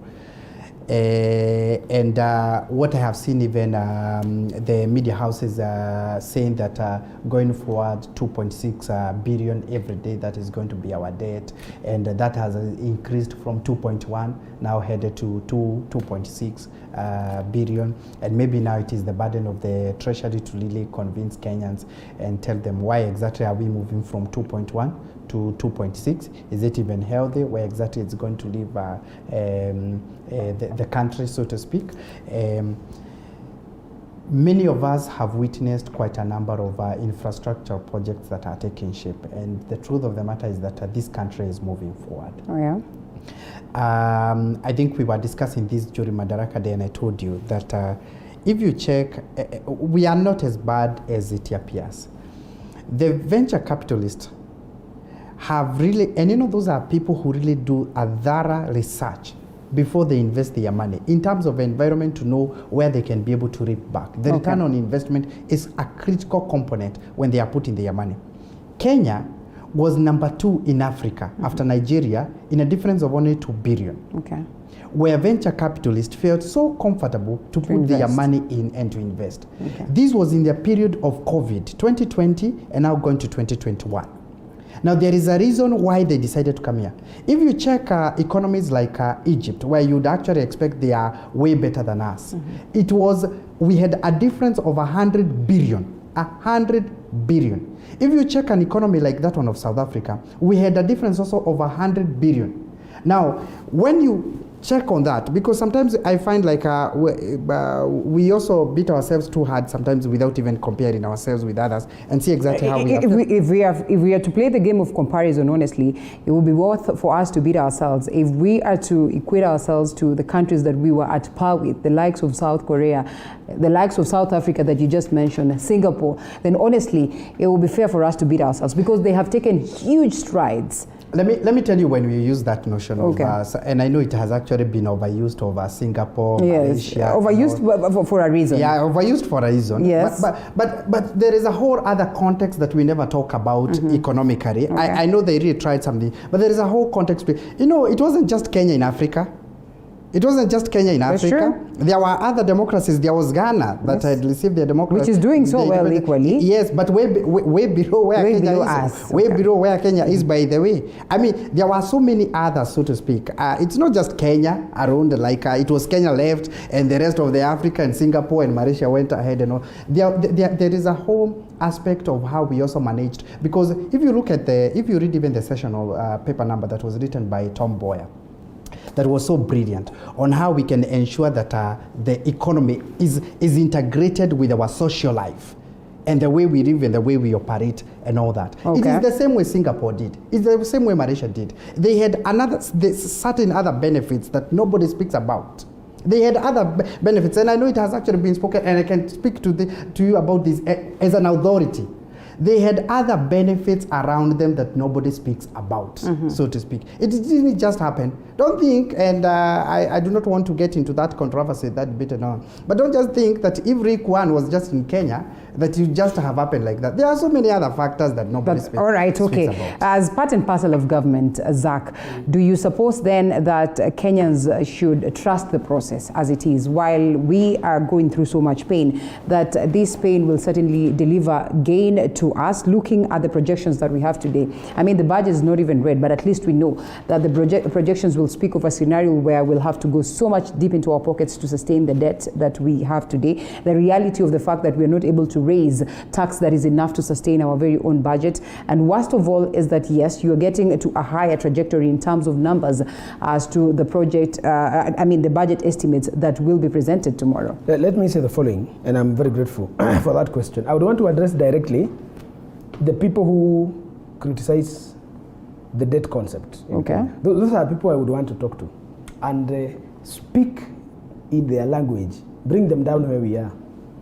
If you'd ask them, he comes from Muranga, ask them who is the richest person in his village, not necessarily in the county, or who seems to be doing better than the rest. You ask him where he comes from in Nyandarua, who seems to have some good money, who seems to be doing well. Children are ABCD, this person is me coming from Kigumo constituency.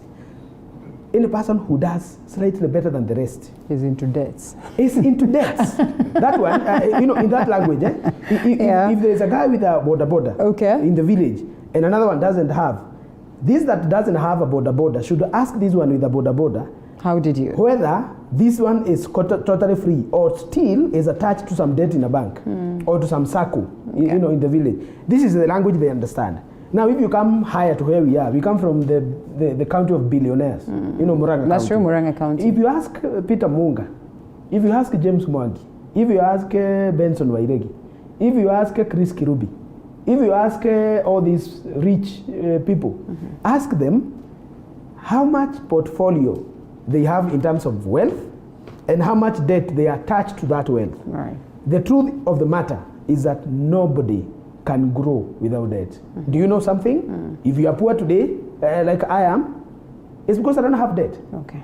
The only debt I have myself is help, and I'm paying slowly.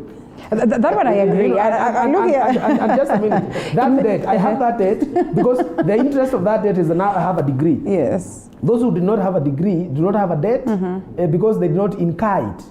I have benefit of that debt that I took from the Higher Education Loans Board. And maybe Kenyans do not have a problem with that. The biggest problem is that right? We are servicing this debt, but are we getting value for money? Is the rate at which we are borrowing in comparison to? Okay. No, they are fair. That one I cannot take that away from them. Yeah. I have been saying since 2016 that the question of debt is not contestable.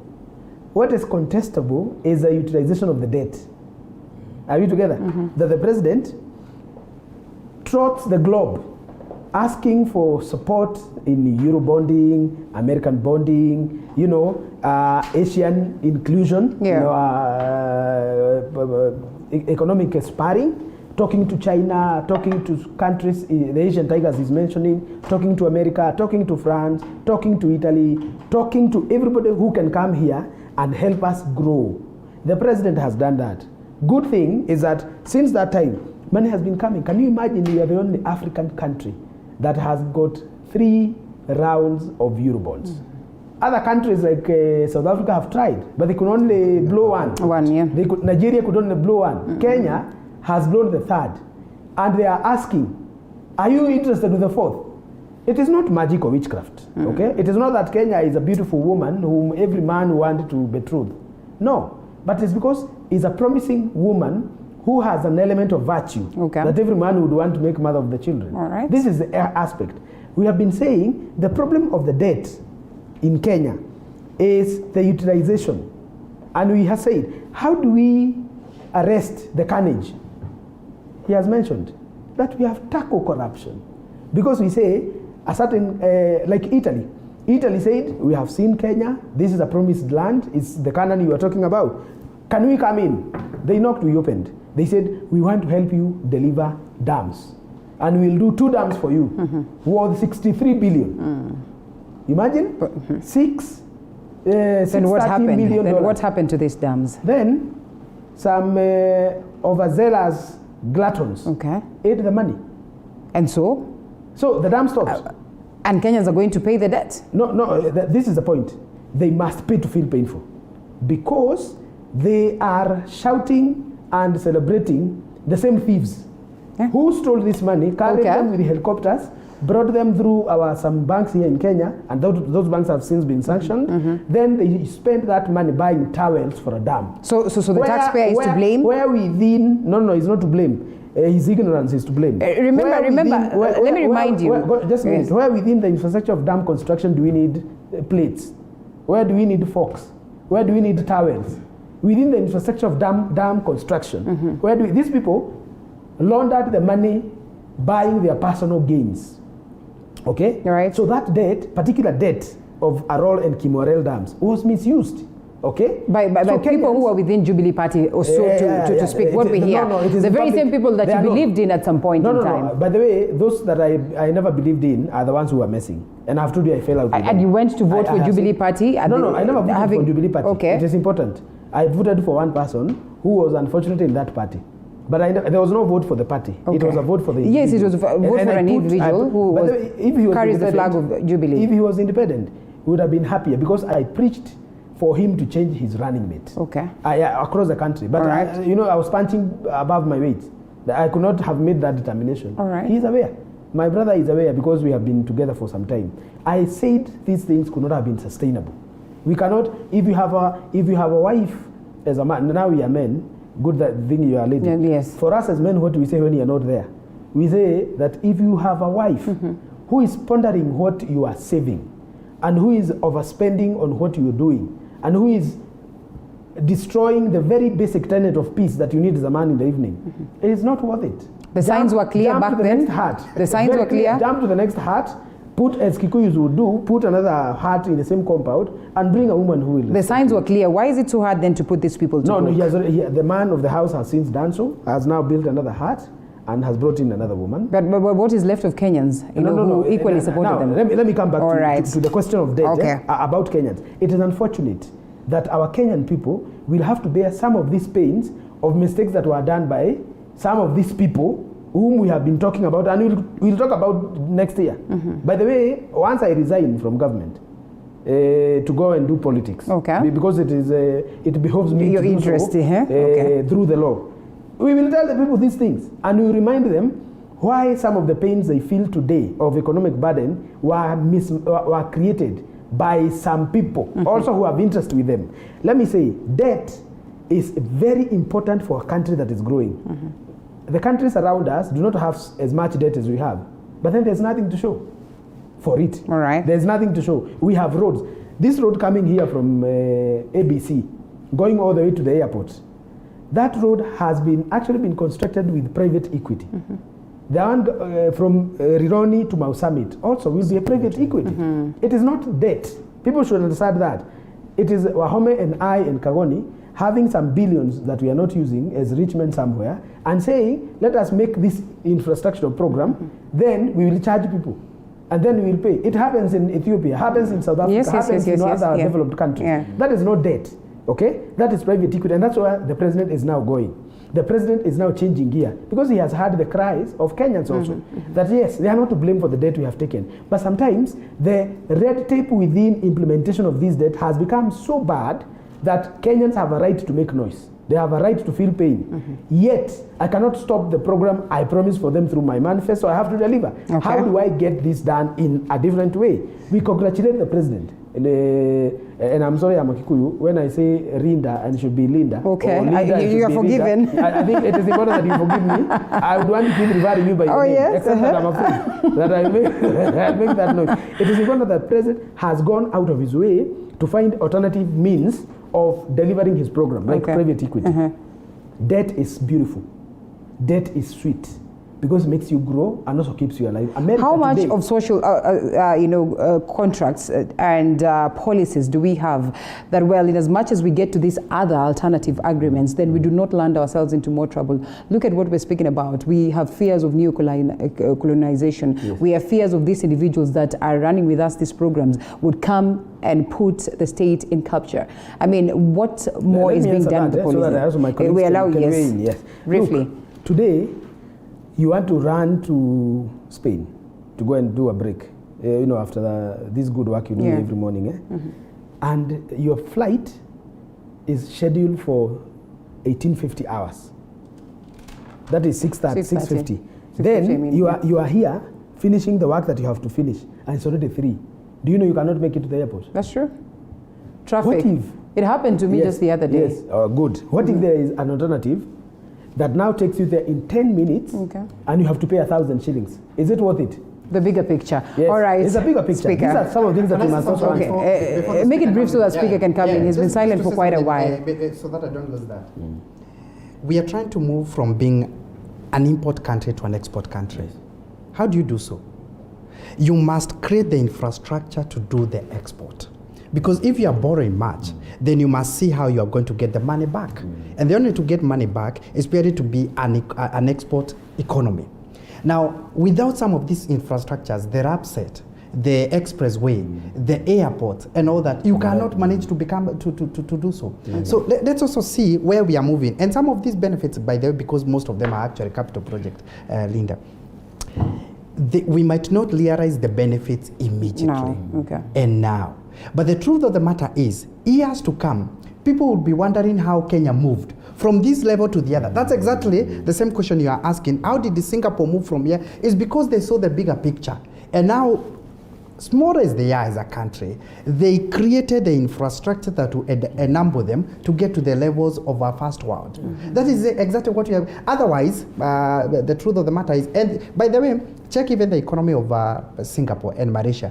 Look at what they did between around 1986 all the way to when Rick Wan was actually retiring, and slightly after that, you actually realize that they also borrowed a lot. But what they were doing then is that they were creating infrastructure that they could not be compared around with the economies of their levels. That is exactly what people will come to appreciate these things when you do not have another airport like the one we have. And I hope, and I'll ask this question to the speaker again, in terms of the social contracts that we have and the policies that we have that would place us in a situation that we are advantaged as opposed to be disadvantaged? Because it's okay, we could celebrate in all this, but if we do not have policies that will cement these agreements and deliver something good for us, then we might end up landing ourselves into more trouble in as much as we pride in all this. Do you suppose as a country that in tandem with the projects we are working on contracts that are going to cement us as a people and still maintain our glory and not allow individuals to come and infringe on the same? Because we know, and I mean, we've seen how banks can be hard on people.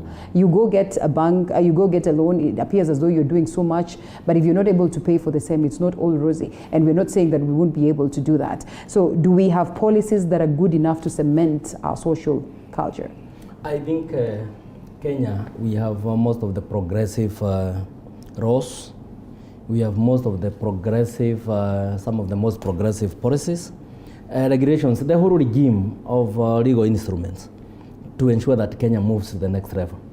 The issue in Kenya is about implementation. I've gone out into other countries, including South Korea, Malaysia, and Singapore, and you'll find the blueprints they are implementing came originally from Kenya. Right. So Kenya is a question of implementation. And that is why I'm saying that everybody in this country has a role to play to ensure that we move on. We shall always talk about the president, but like in ensuring that these debts that we get, and the debts are very good, what is the role of parliament? If parliament see corruption through the lenses of how you are politically aligned, then we are doomed. Okay. Because we should look at the larger interest, which is this country and the people of this country. What role has parliament played in terms of management of these debts and ensuring that there is accountability in this? That is not the role of the president.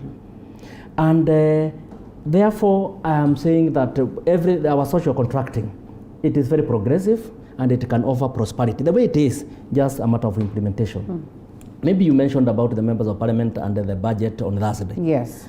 I would want to say that I really feel for the members of parliament because I'm with them in Nyandaro. And the issue is that they have made very major promises, pegging the same on the budget that is coming to conclusion. There are bursaries that have been issued, but actually there is no real money. There are development programs that have been communicated to the populace, but they are not there yet. So I really understand them, but also ask myself, where have they been for the last 11 months? They cannot come here and start twisting us. We need this budget to move on, and the president needs this budget to build his legacy.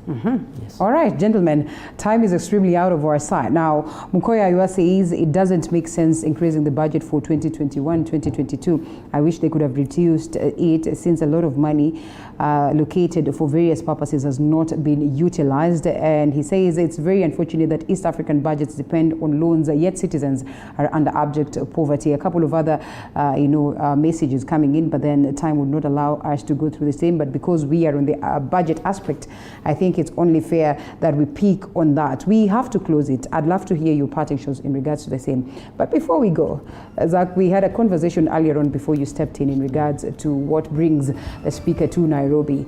This aspect of us having members of county assemblies having to hold degrees before they run for office. What do you make of it?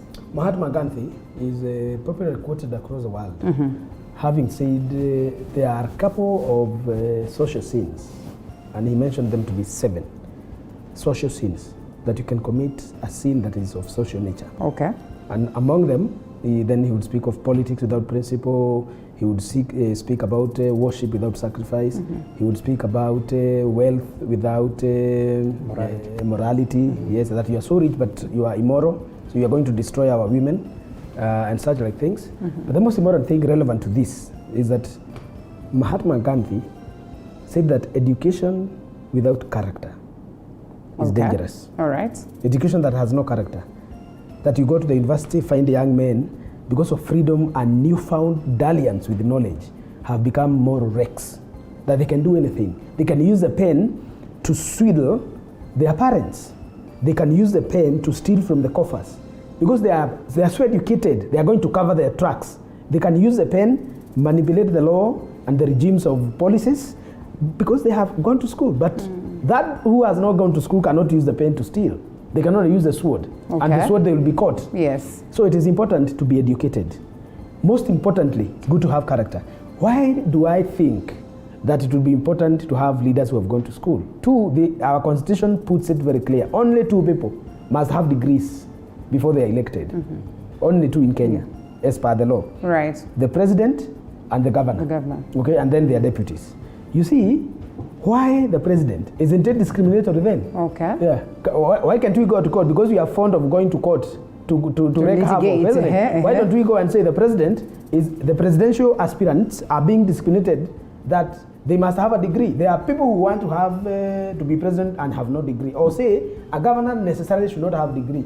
If we have made peace with the fact that a governor must have a degree and a president must have a degree, I think we are not asking for much to say. Members of parliament must have degrees. Okay? The same applies. And we are also not saying, because let's also put value for education for our children. If they are going to school, your daughter, your son, my daughter, my son is going to school, let us also put some premium value over it, that unless you go to school, you can't be a leader of men.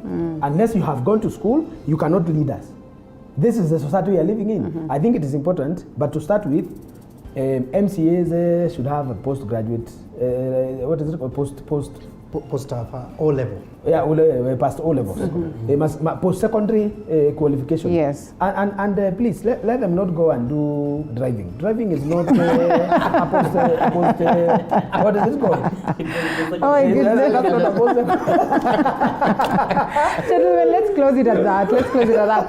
30 seconds to close. Okay, mine, and I think because I've seen my friend Zach cannot be here.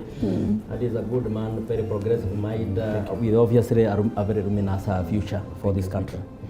To send him somewhere, I know he interacts there, unlike those who come telling us who they are talking to in the morning and during the day.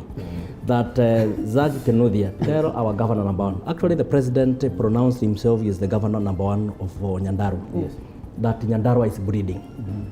And Nyandarua is breeding because those people who support his agenda of anti-corruption and of prudence in application of public resources are being destroyed politically and socially in Nyandarua.